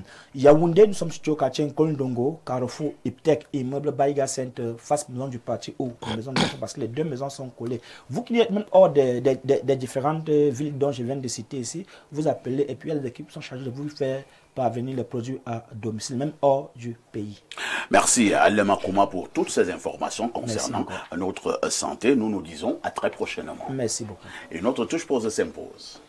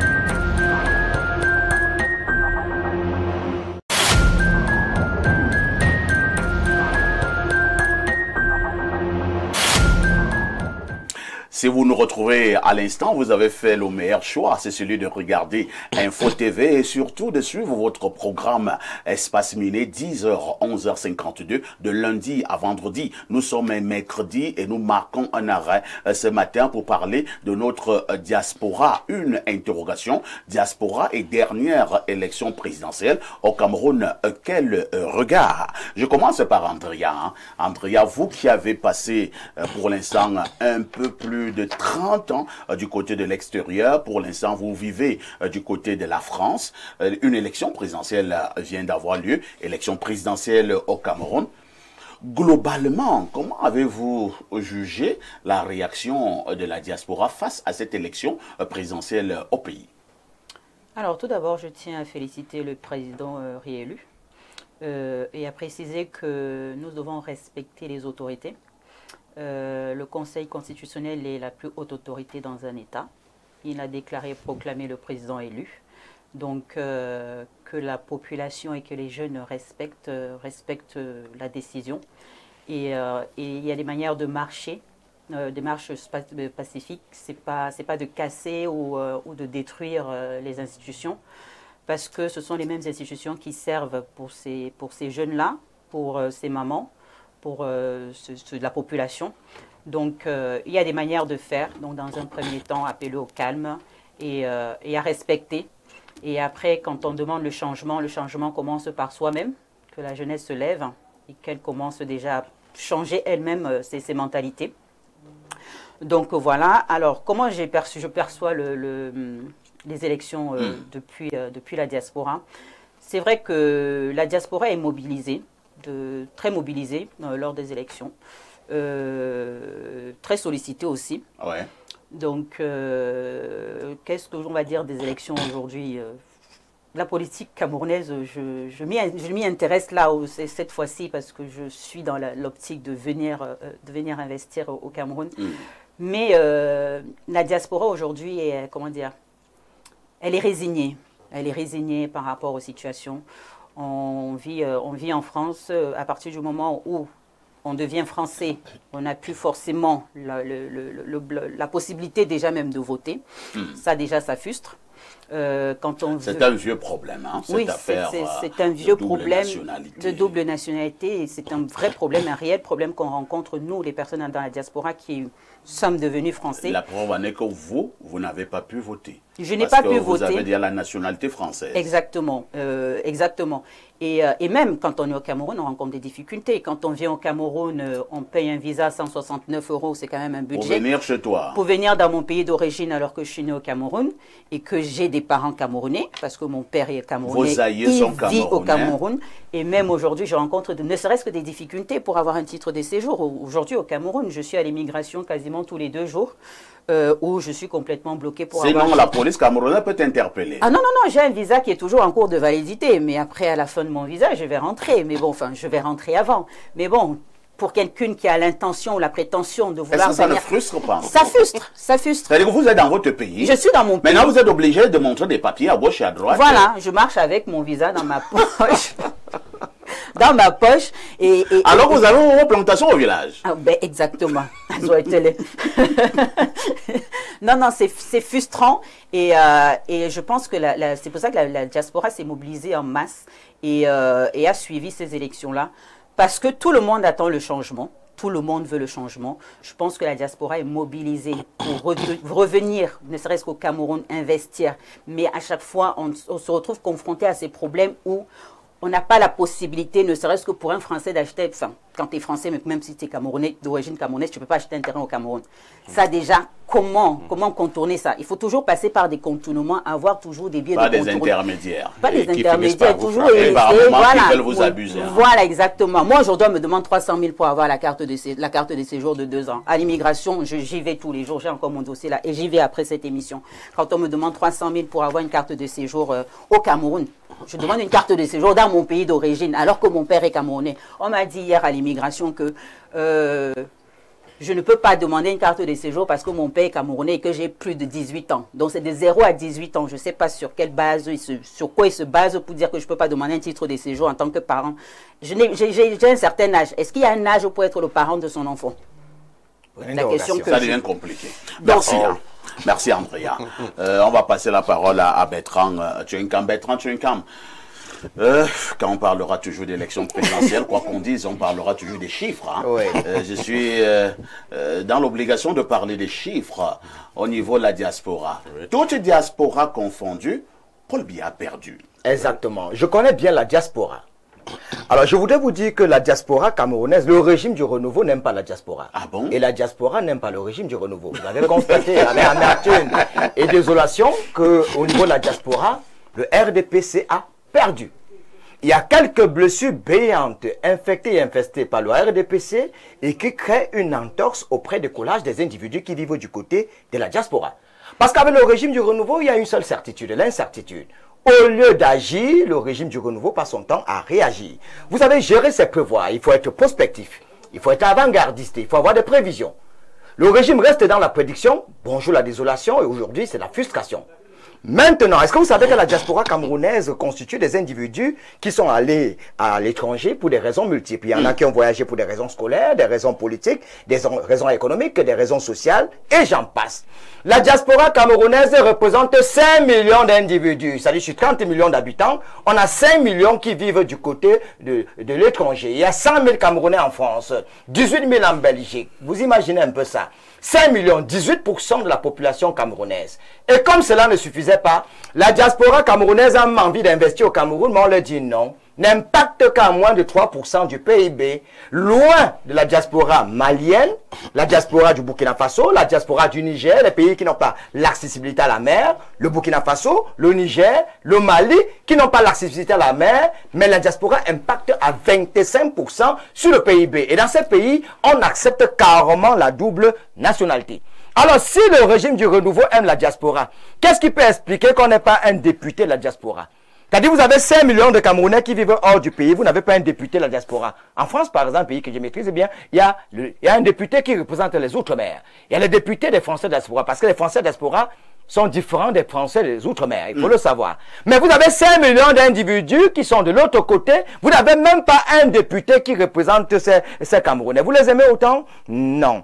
Comme cela ne suffisait pas, je prends par exemple le problème foncier. Vous qui avez la double... Est-ce que vous savez que la loi de 1966, ce n'était pas pour la diaspora, c'était pour l'UPC. Il était question en 1966, à l'époque de M. Amadou Ahidjo, une loi qui est caduque, qui est moyenâgeuse. La loi dit quoi? Si tu prends une nationalité autre que celle camerounaise, tu paies la nationalité camerounaise. Il fallait contrer l'UPC. Alors la loi, elle est moyenâgeuse, elle a subi l'usure du temps. Malheureusement, elle est toujours en un cancer. Alors maintenant, quelqu'un qui a pris la nationalité française, comme elle, ne peut pas voter au Cameroun. Alors, ne peut pas participer à son devoir civique.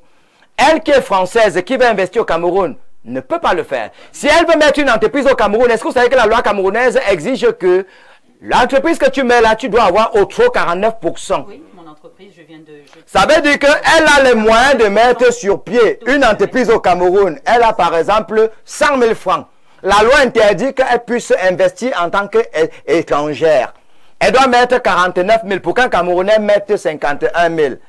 C'est à ses risques et périls. Maintenant, si le Camerounais vole, parce qu'elle est étrangère, elle se plaint à qui? Non, vous êtes en train de rire, je suis en train de dire des choses pertinentes. Je vous dis qu'un étranger, une Française comme elle, si elle veut investir ici, elle n'a pas le droit d'investir avec tout son argent. Elle n'a même pas le droit de mettre plus de la moitié. Elle doit mettre 49% parce qu'il faut que les Camerounais mettent leur argent. Et ça, c'est risque et péril. Maintenant, est-ce que c'est son entreprise? Non, c'est une société par action. Elle ne doit pas avoir la globalité, la grande partie. Ça veut dire qu'elle ne peut pas être directrice de son entreprise. Parce qu'elle ne peut pas être directrice de son entreprise, qu'elle-même elle a créé. Et elle n'a pas le droit de veto. Alors, elle n'a pas le droit de veto, elle va perdre. Je prends d'autres blessures infectées, le passeport. Est-ce que vous savez, comme elle a dit tout à l'heure, que le visa, pour avoir un visa camerounais, par exemple, pour elle qui est en France, il faut, elle a dit 169 €. Ça veut dire que ça revient à combien de francs CFA? Environ 120 000. Ça veut dire que tu vas aller dans ton propre pays, tu prends ton visa, 120 000. Et en plus, c'est pour un mois, hein. T'as dit 120 000, c'est pour que tu viennes en séjour. Elle a payé 120 000. Elle a fait un mot au Cameroun. Oui, parce qu'elle est étrangère. Dans son propre pays. Elle ne peut pas vivre là-bas. Elle doit repartir. Maintenant, quand vous revenez un peu au Cameroun, gangréné par les histoires de corruption, l'avarisme et les promotions canapé, vous savez combien coûte, par exemple, la carte de séjour au Cameroun? C'est difficile. Une carte de séjour, c'est 300 000 francs, je crois, c'est pour 2 ans. C'est-à-dire, elle est en France, pour venir au Cameroun, elle débourse 300 000 francs pour venir dans son pays. Elle a au trop 200 pour traîner. Alors, maintenant, la diaspora, je chute sans me renverser. Vous avez constaté avec amertume et désolation que la diaspora camerounaise a voté pour la grande majorité, les opposants, et pas le régime en place. Si je prends par exemple les cas qui sont légion, par exemple, celui qui a fabriqué le cardiopathe, il est où aujourd'hui? Monsieur Zan. À Tuzan. Il est parti, n'est-ce pas? Parce que vous l'avez négligé. Ernest Simo, combien de Camerounais savent par exemple que Ernest Simo, c'est lui qui a à l'origine de la carte SIM? S'il revenait au Cameroun, il devrait investir où? Est-ce que vous l'avez mais il y a Camtel. Oui, mais pourquoi vous ne l'appelez pas Camtel? Si vous êtes dans un pays où même pour prendre les murs, il faut aller chercher les Chinois. Ils sont plus intelligents que nous, alors qu'il y a Polytechnique. Est-ce que vous savez qu'il y a même des bâtiments ici pour réfectionner? Alors que la diaspora camerounaise, celle de la France, il y a des ingénieurs, des gens qui veulent investir pour leur pays. Nous n'avons pas beaucoup de temps. On va passer, on va d'abord aller au téléphone. Hein, un valeureux Camerounais également de la diaspora s'impatiente. Il s'agit de Victor Esso Tiki, qui est donc au bout du fil. Victor Esso, bonjour. Bonjour, Daniel ici. Bonjour à vos panélistes. Bonjour aux téléspectateurs qui vous suivent par le monde. Je souligne que vous êtes DP de l'agence de presse panafricaine OPNA Afrique Info et de l'agence de facilitation des études en Grande-Bretagne. Et à partir justement de la Grande-Bretagne, comment vous avez trouvé l'élection au Cameroun, tout en martelant que vous de la diaspora, vous n'avez pas voté pour le président Paul Biya? Est-ce qu'il y a une explication à cela? Bah, écoutez, parfait, ici, vous êtes un journaliste qui avance très bien dans ce domaine-là, et vous connaissez que dans ce domaine-là, la perception est fondamentale. Pourquoi on ne vote pas pour le président Paul Biya? Parce que ça fait un demi-siècle quasiment. N'oubliez pas qu'il a été Premier ministre pendant des années, et il dirige le pays depuis 43 ans. Pendant un demi-siècle, on a donné la chance au président Paul Biya, nos grands-parents, nos parents, et nous aujourd'hui, de pouvoir montrer ce qu'il savait faire. Ce jeune talentueux sorti des amphis de la Sorbonne, qui était étudiant dans la diaspora, avait tout pour prouver qu'il était quelqu'un de sérieux, qu'il pouvait implémenter une nouvelle approche, basée d'abord sur les libertés. Parce que je vous rappelle que son livre blanc pour la démocratie et le progrès met l'accent sur les libertés, qui était un peu le tendon d'Achille du président Ahidjo. Alors, est-ce qu'aujourd'hui, 50 ans après, moi, c'est vous qui posez les questions, mais je suis bien tenté, comme journaliste, de vous renvoyer la question. Est-ce qu'aujourd'hui, on peut dire qu'on est en plein dans la démocratie et la pratique des libertés? Non. Non, pourquoi? Parce que vous voyez bien, la Grande-Bretagne, qui est le pays des Lumières, qui a colonisé plusieurs pays démocrates aujourd'hui dans le monde, notamment les États-Unis, le Canada, l'Australie, je ne veux pas tous les citer, a, par exemple, des colonnes dans chaque ville où, si vous n'êtes pas content par faire ici, vous pouvez mobiliser vos amis et emprunter cette colonne-là pour manifester votre ras-le-bol. Mais aujourd'hui, qu'est-ce qu'il faut?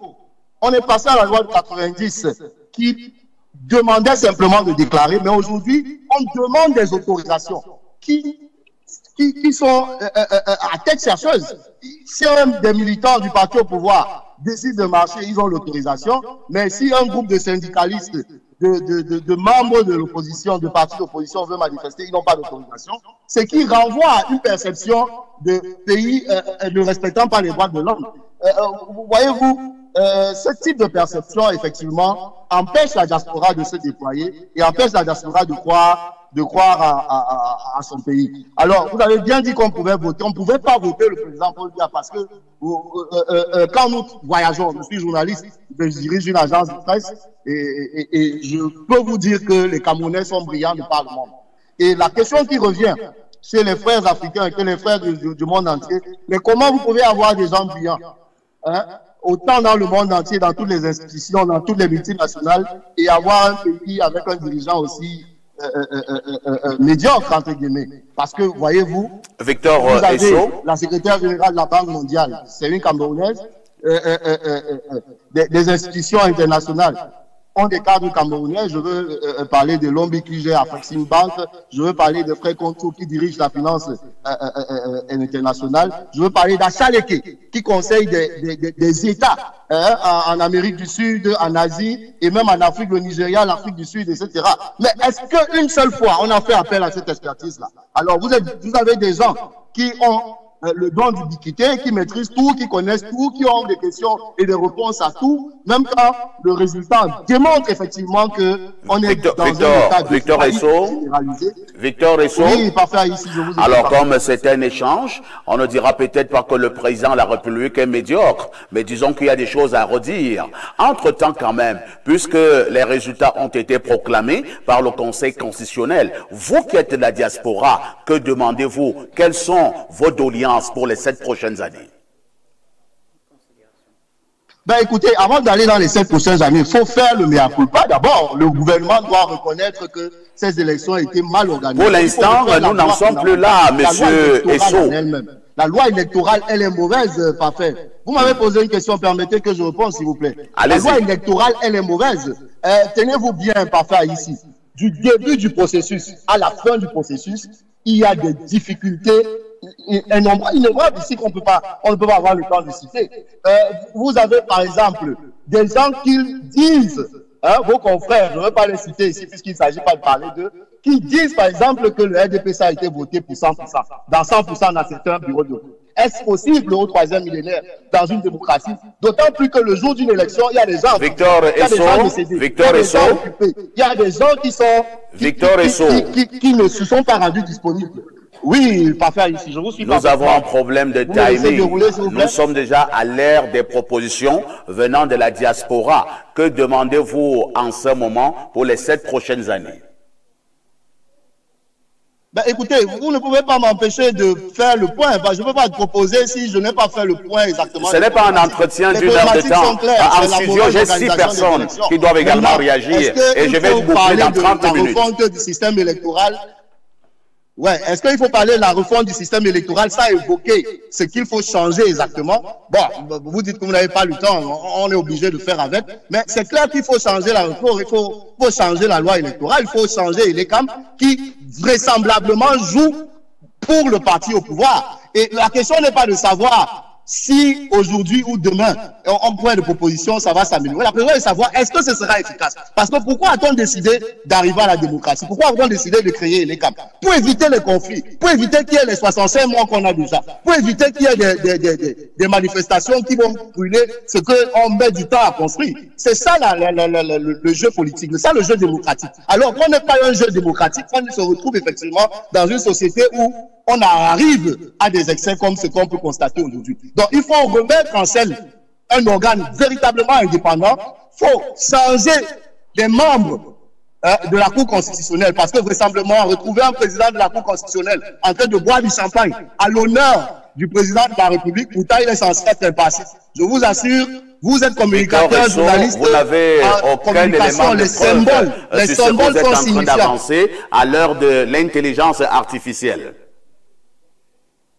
Non, je suis du domaine, j'ai pris le temps de vérifier. Hein, quand on passe par ChatGPT, on peut vérifier tout ça. Vous ne pensez pas que je suis si naïf que ça. Vous avez vérifié, nous n'avons pas les preuves de vos vérifications.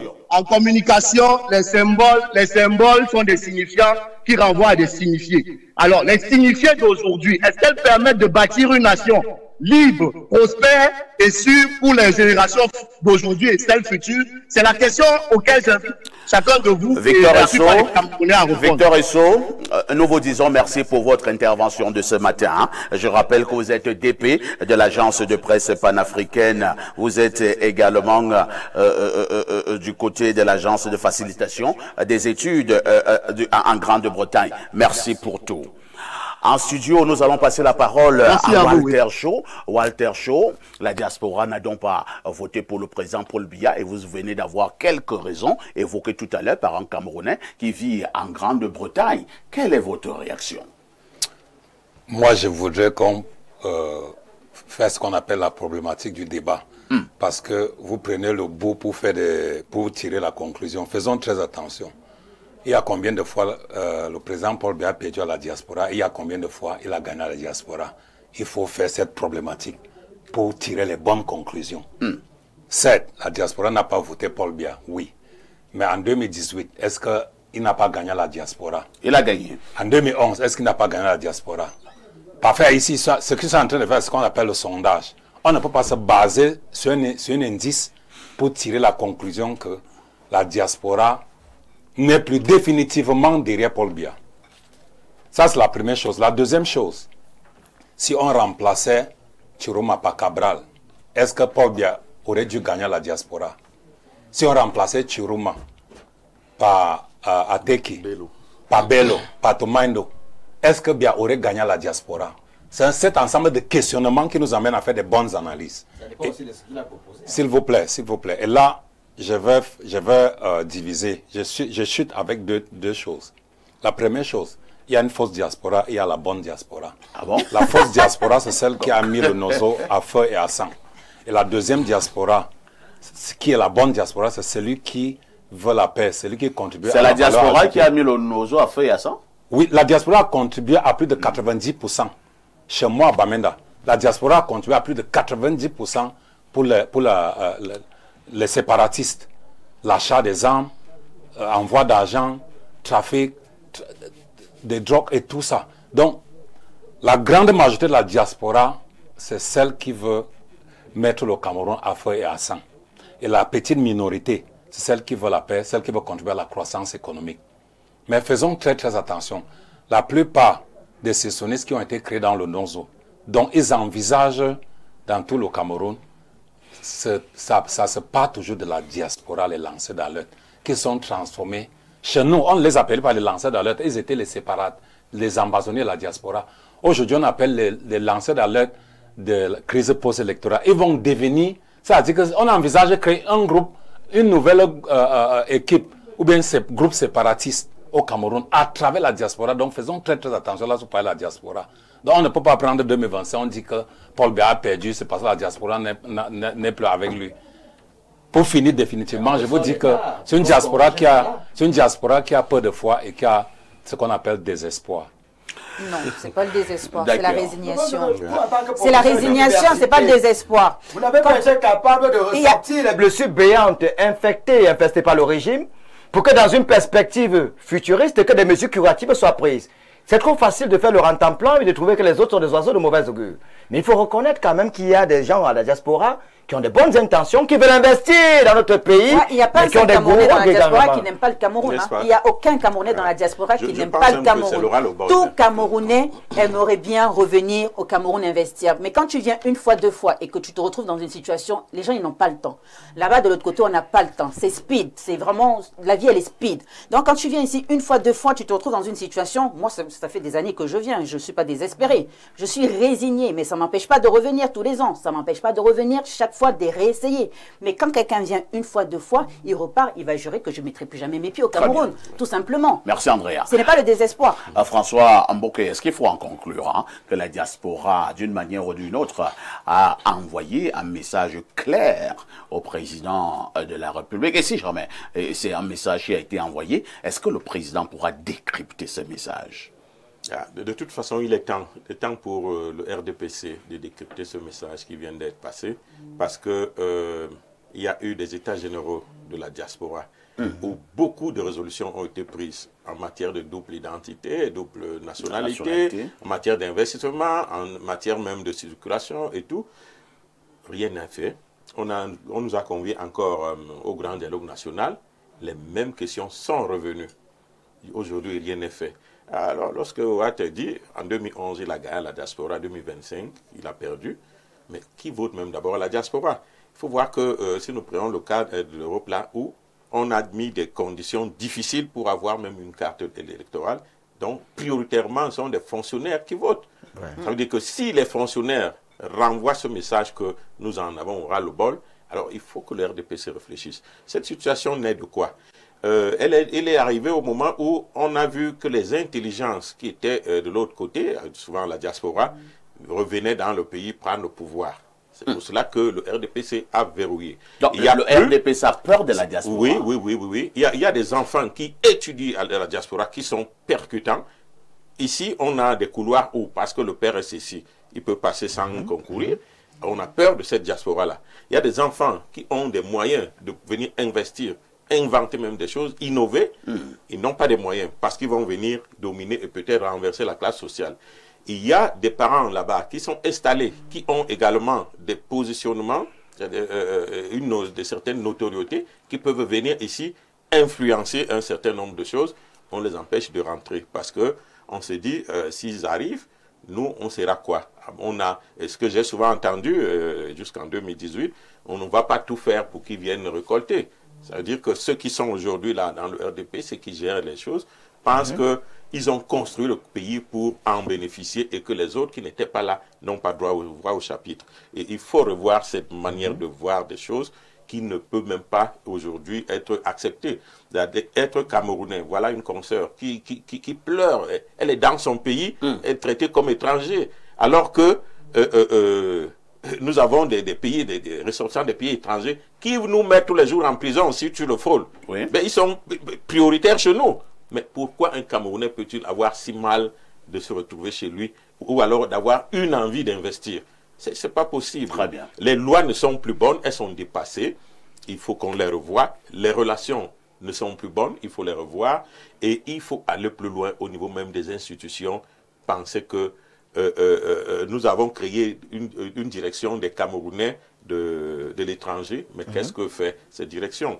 Combien de fois nous avons vu des Camerounais dans la diaspora? Nous ne voyons pas seulement Europe, États-Unis, la diaspora aussi africaine, en Guinée équatoriale, au Gabon, voilà. Nous, combien de jours, combien de fois nous voyons des Camerounais crier à l'aide, mais il n'y a personne qui intervient. Je pense que cette manière de faire, cette manière de jouer d'une classe politique qui est aujourd'hui donc presque rejetée par tout le monde au travers des résultats que vous présentez. Alain Douc, il y a également une dénonciation qui est faite de manière régulière par ces Camerounais et Camerounaises qui vivent du côté de la diaspora. La dénonciation, c'est laquelle ils font comprendre qu'une fois à l'étranger, ils sont abandonnés à eux-mêmes. Les représentations diplomatiques, ce que nous appelons des ambassades, ne sont pas au courant d'eux. Ils ont des problèmes dans ces pays d'accueil, mais ils ne savent pas à quel sens se vouer. Certains sont allés rencontrer leurs ambassadeurs, on leur a demandé d'aller se faire voir ailleurs. Alors, cet abandon des Camerounais de l'extérieur, est-ce que ça ne peut pas également créer une sorte de frustration? Je vais répondre à ta question parfaite en m'inspirant de quelque chose qui s'est passé ici sur ce plateau. Ça tombe bien. Nous avons une diasporienne. Tout à fait. Alors, vous avez vu comment elle a rendu allégeance, d'après elle, au président élu. Tout à fait. Elle a consacré la place et l'autorité du Conseil constitutionnel. Ton cordon ombilical est ici. Il ne faut pas seulement que le cordon y reste pour rien. Il faut un lien spirituel avec ta terre d'origine, un lien intellectuel, un lien mental et cognitif. Il ne faut pas que tu sois détaché des réalités de ton pays et que tu ne connaisses pas comment fonctionnent ces différents écosystèmes. Il n'y a pas de plus grande autorité que la vérité. Et sache que dans nos écosystèmes, si tu connaissais effectivement ton pays et tu t'étais intéressé à lui, tu saurais qu'en réalité, on peut avoir des institutions créées, mais pour ne pas servir à la cause de la vérité. Je dis ça, je sors. Bien. Maintenant, parfait, ce que tu décris peut être rajouté au chapelet de grief qu'elle a évoqué tout à l'heure. Tout à fait. Et tu te rappelles que sur cette émission, tu as voulu qu'on adresse un sujet ici une fois. Est-ce qu'il est pertinent de créer un ministère de la diaspora? Qu'est-ce qu'il faudrait faire pour que la diaspora s'investisse du mieux possible, optimalement, dans les réalités de la vie camerounaise? Et voilà, nous revenons. Quand vous démontrez aux gens qui n'ont pas d'importance, quand vous les traitez comme s'ils étaient des ennemis, une fois qu'ils sont quittés de la terre natale pour l'étranger, c'est un problème. Il n'y a pas le lien de l'appartenance qui est maintenu. On fait tout pour rompre. On fait tout pour dissocier. On fait tout pour rompre. Et c'est véritablement ça le problème. Il n'y a pas cette circularité dont j'ai parlé. Il n'y a pas cette volonté de continuité. Il n'y a pas cette dynamique du maintien du lien d'appartenance. Tu imagines, Andrea, si tu avais amené avec toi ici, puisque tu as des enfants, même 5 enfants, pour ta trésorerie, ce que ça t'aurait coûté en termes de visa, etc. Ah non, je viens tous les ans avec tout le monde. Hein. C'est cette année que je suis venue avec ça tombe bien. Voilà. Et combien ça te coûte? Tu imagines? Alors, en visa, je crois que je suis à 600 €, puisque j'ai 3 enfants, plus moi. C'est 600 € voilà. en visa. Le tracas, ça fait quand même ça fait une sacrée somme. Parfait, pour revenir sur la question que tu m'as adressée. Tout à fait. Le Camerounais, même quand il est à l'extérieur, doit demeurer le Camerounais. En réalité, on devrait même les courir là-bas. On devrait faire des recensements pour savoir quels sont les nôtres qui sont là, dans chacun des pays où nous avons une représentation diplomatique. Quelle est la nature, la structure des problèmes qu'ils ont là-bas, qu'ils rencontrent, auxquels ils sont confrontés. On devrait les parentaliser, même là-bas. Oh, ce n'est pas le cas. Et tu te faisais bien, cher aîné, de relever le paradoxe. Nous sommes, par ricochet, je ne sais pas comment, paradoxalement, un pays très accueillant. Oui, les étrangers sont vis-à-vis des étrangers ici. Mais comment on peut faire montre ne se sent pas d'un tel cynisme et d'une telle méchanceté à l'endroit des nôtres une fois qu'eux sont déjà à l'étranger. Voilà. Je pense que notre diaspora, au travers de ce vote qui a été fait, ce suffrage exprimé, a au moins démontré que si vous, au niveau du pays, au niveau national, vous perdez le nord, nous sommes éveillés et nous sommes conscients des réalités et des enjeux. On va chuter. Un Nigérian, c'est quand même incroyable. Un Tchadien, un Centrafricain, ils sont mieux traités au Cameroun que les Camerounais. Il y a paradoxe. Il faut revoir notre politique dans sa totalité. Et on ne peut pas se développer si on met sur le banc cette diaspora. On le voit dans les administrations. Hein. À l'immigration, je suis assise, je suis quasiment invisible et la personne de peau blanche qui va rentrer va être reçu très très rapidement. Voilà. Ah ben voilà. Et vous n'avez même pas parlé du problème de l'aéroport. Parce oui, qu'à l'aéroport, il y a ce qu'on appelle une taxe phytosanitaire. Tu vas voyager avec un Nkwem du Cameroun, au lieu de regarder sur le Nkwem là, a des bactéries, des vues, non, tu donnes 10 000. 10 000. Il faut 10 000, ta valise passe, sans qu'on ne regarde. Tu arrives à l'aéroport international de Yaoundé-Simalène ou de Douala, je t'assure, il ne faut pas en vouloir des gens qui prennent des périodes de fortune pour aller en Europe.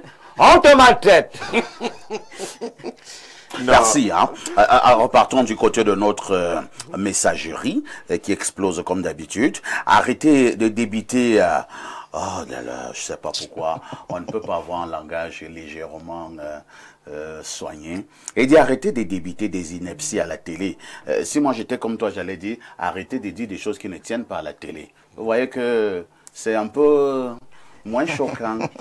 Voilà. Et continue en disant, et imaginez un fou comme Jumanto. Vous voyez, bon, je ne sais pas qui s'appelle Jumanto. On n'a cité aucun nom ici. Avec la double nationalité. Et c'est la meilleure stratégie de contre-espionnage. La question de la double nationalité est d'abord un problème pour la sûreté de l'État. Une personne avec la double nationalité est un danger. On ne sait à quel pays elle prête allégeance. Et notre pays, mais écoutez-moi, regardez le raisonnement sclérosé de quelqu'un, mais nous traite il n'a pas donné son nom. Il n'a pas donné son nom. Mais voilà, il ne peut même pas donner son nom, ça veut dire qu'il dit ce qu'il ne sait pas. La double nationalité est un avantage économique pour les pays. C'est-à-dire que, comme madame le disait, elle veut venir investir, elle veut venir même... par ailleurs, quand vous venez dans un pays, vous n'allez pas manger, vous n'allez pas vous déplacer. La diaspora, c'est quand même 650 milliards d'investissements informels, informels en 2022. Voilà. Bonjour le panel, je suis Ismaël depuis la Centrafrique. Vraiment, je suis à 7 ans ici et ce que j'ai vécu ici, je ne souhaite pas que cela arrive au Cameroun car le manque de paix déstabilise tout dans un pays. J'aime vos émissions. Merci. Hein. Un autre message très rapidement. Je pars du côté de plus 44. C'est un message du Royaume-Uni.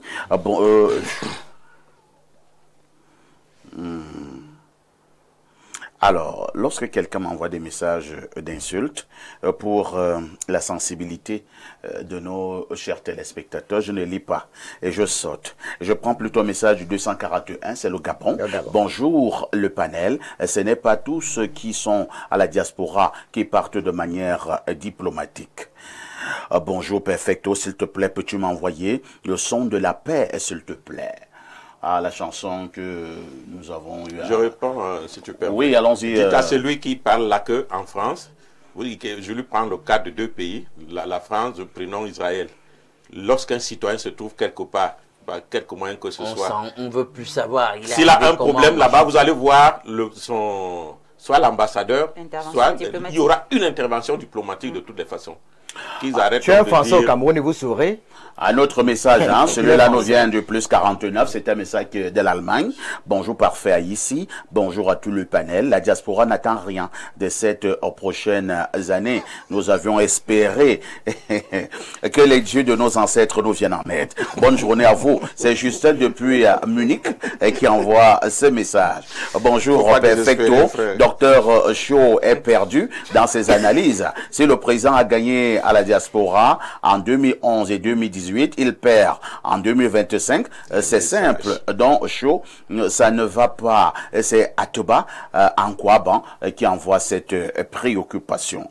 Un autre message, hein, le plus 1 914, c'est un message qui nous vient des États-Unis. Je ne peux laisser dire ce qui s'est dit sur votre plateau en ce moment. Laissez-moi réagir. Je suis dans la diaspora. Eh ben, sauf qu'ici, on n'appelle pas n'importe comment. C'est pas la cour du roi Péto. Pour que je vous prenne au téléphone, je dois vous connaître. Donc, écrivez et on va lire votre message. Hein. C'est également cela. la responsabilité qui est mienne sur ce plateau. Un autre message. Bonjour messieurs, je me rappelle quand j'étais encore attaquant à la sauvette, je suis entré au Gabon pour vendre la sécurité. La sécurité m'a laissé entrer. Après quelques marches, un Gabonais sort de nulle part, me dit de libérer son pays. Tous les policiers et gendarmes n'ont rien dit. Une dame passe, a dit à son frère Gabonais, lui qui part souvent en bas, mange, ils t'ont menacé. J'ai traversé le pont en lui disant, tente d'entrer au... Je n'arrive pas à bien lire, hein, vraiment. Écrivez normalement. On prend cet autre message. C'est un message du 243, c'est le Congo, Kinshasa. Bonjour, parfait ici. Que les gens de la diaspora ne viennent pas nous prendre des exemples venus de l'Occident. Le Cameroun, c'est le Cameroun, avec... ses qualités, ses défauts, ses failles et faiblesses. Aucun pays n'est parfait pour avoir beaucoup vécu en Afrique subsaharienne et en Occident. Le Cameroun n'est pas l'enfer que certains gens veulent nous faire croire. Tous les jours, on voit les Occidentaux pleurer, conspirer, casser leur pays, gilets jaunes, Gen Z, etc. Le Cameroun, c'est le pays des lions. Si tu n'es pas un lion, va chez le coq chanter. Donnez-moi l'adresse d'un pays parfait et parasitiaque. Chaque État vit avec ses réalités, ses dirigeants et son peuple. Nous ne sommes que des hommes et les relations humaines ne sont faites que de contradictions. Arrêtez de vous plaindre et continuez froidement le combat sans émotion. Je passe la parole d'abord encore à Andrea. Andrea, vous avez quelques propositions. Au moment où le président Paul Biya vient de gagner une fois de plus l'élection au Cameroun, vous qui êtes de la diaspora. Alors, qu'est-ce que je peux dire? Qu'est-ce que je peux demander là aujourd'hui au gouvernement? De prêter un petit peu plus d'attention à la diaspora parce que je pense qu'elle a beaucoup à faire. Il y a beaucoup de choses, il y a beaucoup de choses à mettre en place. Il y a beaucoup d'opportunités au Cameroun et nous avons des génies. Le Camerounais est un génie déjà, que ce soit au Cameroun ou à l'étranger. Et à l'étranger, il y a beaucoup de génies et ne demande qu'à venir, comment dire, contribuer à l'évolution du Cameroun, que ce soit au niveau social, culturel, financier, entrepreneurial. Il y a tellement de projets, donc que le gouvernement prête un petit peu plus d'attention à la diaspora et écoute les cris, justement, au travers de ces votes-là. Bertrand Tchenkam, depuis pratiquement près de 2 ans, nous avons pris l'engagement à Info TV que tous les mercredis, nous allons parler de la diaspora et nous sommes la seule chaîne de télévision pour l'instant au Cameroun qui le fait. Avez-vous l'impression que quelque chose peut changer pour cette diaspora? Changer par rapport à quoi? Par rapport à tout. C'est-à-dire que cette diaspora qui devrait être prise un peu plus en compte. Malheureusement, nous avons un régime qui brille encore par son silence caractérisé. Si jamais ce régime écoute nos pleurs, parce que j'ai de la famille du côté de Paris, Toulouse et j'en passe, il faudrait peut-être tendre le coup à cette loi sur la double nationalité, faire un peu comme en France, un député de la diaspora, avoir par exemple, parce qu'on a 5 millions d'individus qui sont à l'extérieur. On a quand même, il n'y a pas que des verts et des pas mûrs avec le RDPC. Il y a des ministres qui ont bien travaillé. Il y a par exemple le professeur Lévis Ngolé, ancien ministre de la Forêt et de la Faune, le ministre délégué chargé des missions à président de la République, ce sont des postes qu'il a occupés. Il est membre de l'Académie du RDPC. Voilà quelqu'un qu'on aurait pu choisir pour aller dialoguer avec les individus de la diaspora. Surtout qu'il est modéré. Hein? Il est modéré, c'est quelqu'un que j'ai côtoyé. Il n'est pas arrogant. Il est modéré, il n'est pas arrogant. Le professeur Elvis Ngolé, il n'y a pas que des mauvaises personnes dans le RDPC. Il y a des individus dont la haine, la fougue et la sagacité ne sont plus à démontrer. Mais malheureusement, le président de la République dit qu'il n'a pas pensé à la diaspora, ça sera peut-être l'insulter. Mais je crois quand même qu'on a envoyé certains ministres de ce côté qui n'ont pas joué leur rôle. Il faudrait virer ces individus et choisir des vraies personnes et se rassurer que le message a été atteint. Pourquoi est-ce qu'en 2011, le président de la République a gagné à la diaspora? En 2018, on a fait comprendre qu'il a gagné. En 2025, ce n'est pas le cas. Ça veut dire que quelque chose n'a pas été fait. Il doit même virer ses collaborateurs. Parce que nous aussi, on peut être ministre. Regardez même que dans le bureau où il a voté, la crème, la famille, je crois quand même qu'il y a un opposant qui a eu la moitié de son résultat. Donc, c'est une forme de communication. Il doit encore se poser des bonnes questions. Est-ce que ces ennemis, ce n'est pas nous, hein? Ces ennemis, ce n'est pas ceux qui cassent. Ces ennemis sont ceux qui sont à l'école publique de Bastos. Oui. Mais c'était quand même osé. Hein? Et le bureau de vote où le président va voter, que les gens viennent voter contre. Vous avez fait publicité parfois ici. Dans le bureau de vote, le président a voté.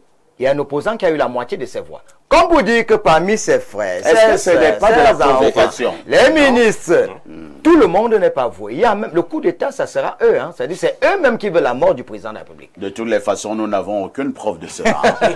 Walter Shaw, nous ne voulons que tous les Camerounais, où qu'ils se trouvent et quoi qu'ils fassent, qu'ils se sentent Camerounais dans leur peau, dans leur chair, dans leur âme. Est-ce que Paul Biya, pour cet autre mandat, peut pour une fois prendre en compte les désidérata de la diaspora? Il l'a toujours fait. Je crois que cette fois-ci, il ne va pas louper. Mais il faut que la diaspora soit aussi responsable. Paul Biya a perdu. C'est quoi la responsabilité? Suivez, Paul Biya a perdu dans le littoral. Le littoral n'est pas le poumon économique du Cameroun. À ces gens-là qui disent que la diaspora... Pour moi je dis ceci. À une élection présidentielle, chaque élection, c'est les bases électorales qui est important. Ça, c'est l'enjeu stratégique. On prend d'abord le pouvoir et le reste, on va voir ça après. Voilà. C'est ça l'élection, parfait. C'est qu'on ne vous trompe pas. Que non, parce que la diaspora a perdu, il faut... Mais je ne dis pas qu'il ne faut pas tenir contre la diaspora. Je veux même faire des propositions. Non, la diaspora n'a pas perdu. Hein. C'est Paul Biya qui a perdu. Non, je dis pas. Non, la diaspora estime. Le docteur fait tout pour être hors sujet. Non, laissez-moi parler. Je dis, le fait que Paul Biya perd la diaspora ne voudrait pas dire qu'il n'est pas avec la diaspora. La diaspora a d'autres problèmes qui n'est pas le problème. Il s'agit de quel problème? Mais il s'agit d'un problème que tout le monde voit. Vous ne voyez pas qu'on veut déstabiliser le Cameroun. Ah bon, pas ça. C'est trop. La double nationalité. Non, vous ne pouvez pas la les investisseurs. Une seconde. Je propose qu'on crée un ministère de la diaspora et qu'on facilite la procédure de la diaspora de venir s'investir au Cameroun. Mais que la diaspora soit responsable. Non, la diaspora François Bokeh, est-ce qu'on doit lever ce verrou de double nationalité? Une affaire de 1966, une affaire qui visait simplement certains membres de l'UPC. Je pense que tous sont déjà morts. Donc on peut revenir à la normale. On peut revenir à la normale. Et je dirais d'abord que moins de 60% à l'élection présidentielle globale, alors qu'en 2018, vous étiez à plus de 70%. C'est un message global qui est passé au président élu. Ça veut dire que tous les Camerounais, qu'ils soient de la diaspora ou qu'ils soient sur le terrain ici, disent qu'il y a quelque chose qui ne va pas dans la gouvernance actuelle et qu'il faut le changer. Alors, si nous prenons donc côté diaspora, effectivement, aujourd'hui, ce qu'on appelle la mobilité professionnelle impose à tout le monde de pouvoir être partout, pouvoir donner son expertise, son expérience partout. Et vous ne pouvez pas le faire si vous n'avez pas les moyens de mobilité. Il faut donc qu'on lève ce verrou qui condamne beaucoup de Camerounais à ne pas pouvoir exprimer leurs connaissances, à ne pas pouvoir s'exprimer partout où ils peuvent être appelés. C'est un verrou inutile. Merci, hein, François Bokeh. Malheureusement, Alain Douk n'aura plus la parole. Non, c'est juste en quelques secondes. Oui, allons-y. En dépit des filtres, la diaspora a démontré sa lucidité. Moi, je pense moi, je n'ai rien à proposer au président pour la simple raison qu'il y a ce qu'on appelle la loi de la causalité. Les mêmes causes produisent les mêmes effets. Et dans les mêmes conditions. On ne peut pas compter sur ceux qui ont causé des problèmes pour les régler. D'après moi, c'est ce qu'Einstein disait. Et moi, je suis tenté de croire ça. Ne vous énervez pas. Il va pas se renverser. Hein. Le président peut encore trouver. Et la femme là l'attend hein, tout à l'heure. Lorsque nous avons dit cela, je vous annonce donc que l'émission est actuellement terminée. Mais sachez qu'à 22h30, vous aurez toujours votre rediffusion. Et nous avons ce communiqué qui vient de nous arriver, un communiqué dont l'urgence est véritablement signalée. Nous allons donc prendre ce communiqué. Et que dit justement le communiqué en question? C'est un communiqué qui invite certaines élites. Hein. Je pense que nous sommes là du côté du département de la Meufouakona, dans le cadre de l'organisation des obsèques du patriarche Elega, Bala Batebe, Jean-Marie Dieudonné, Sa Majesté Tabi Onana Dieudonné, chef du groupement Elega, invite tous les fils, filles, élites et forces vives Elega à assister personnellement à une importante réunion qu'il présidera le dimanche 2 novembre 2025 à partir de 12h précises à la chefferie de 2e degré en colonne long 1. Au regard de l'importance de la dite réunion, la présence de tous et de chacun est vivement sollicitée. C'est en colonne long 1, le 28 octobre 2025. C'est donc signé de Sa Majesté Dieudonné Tabi Onana. avec tout ceci.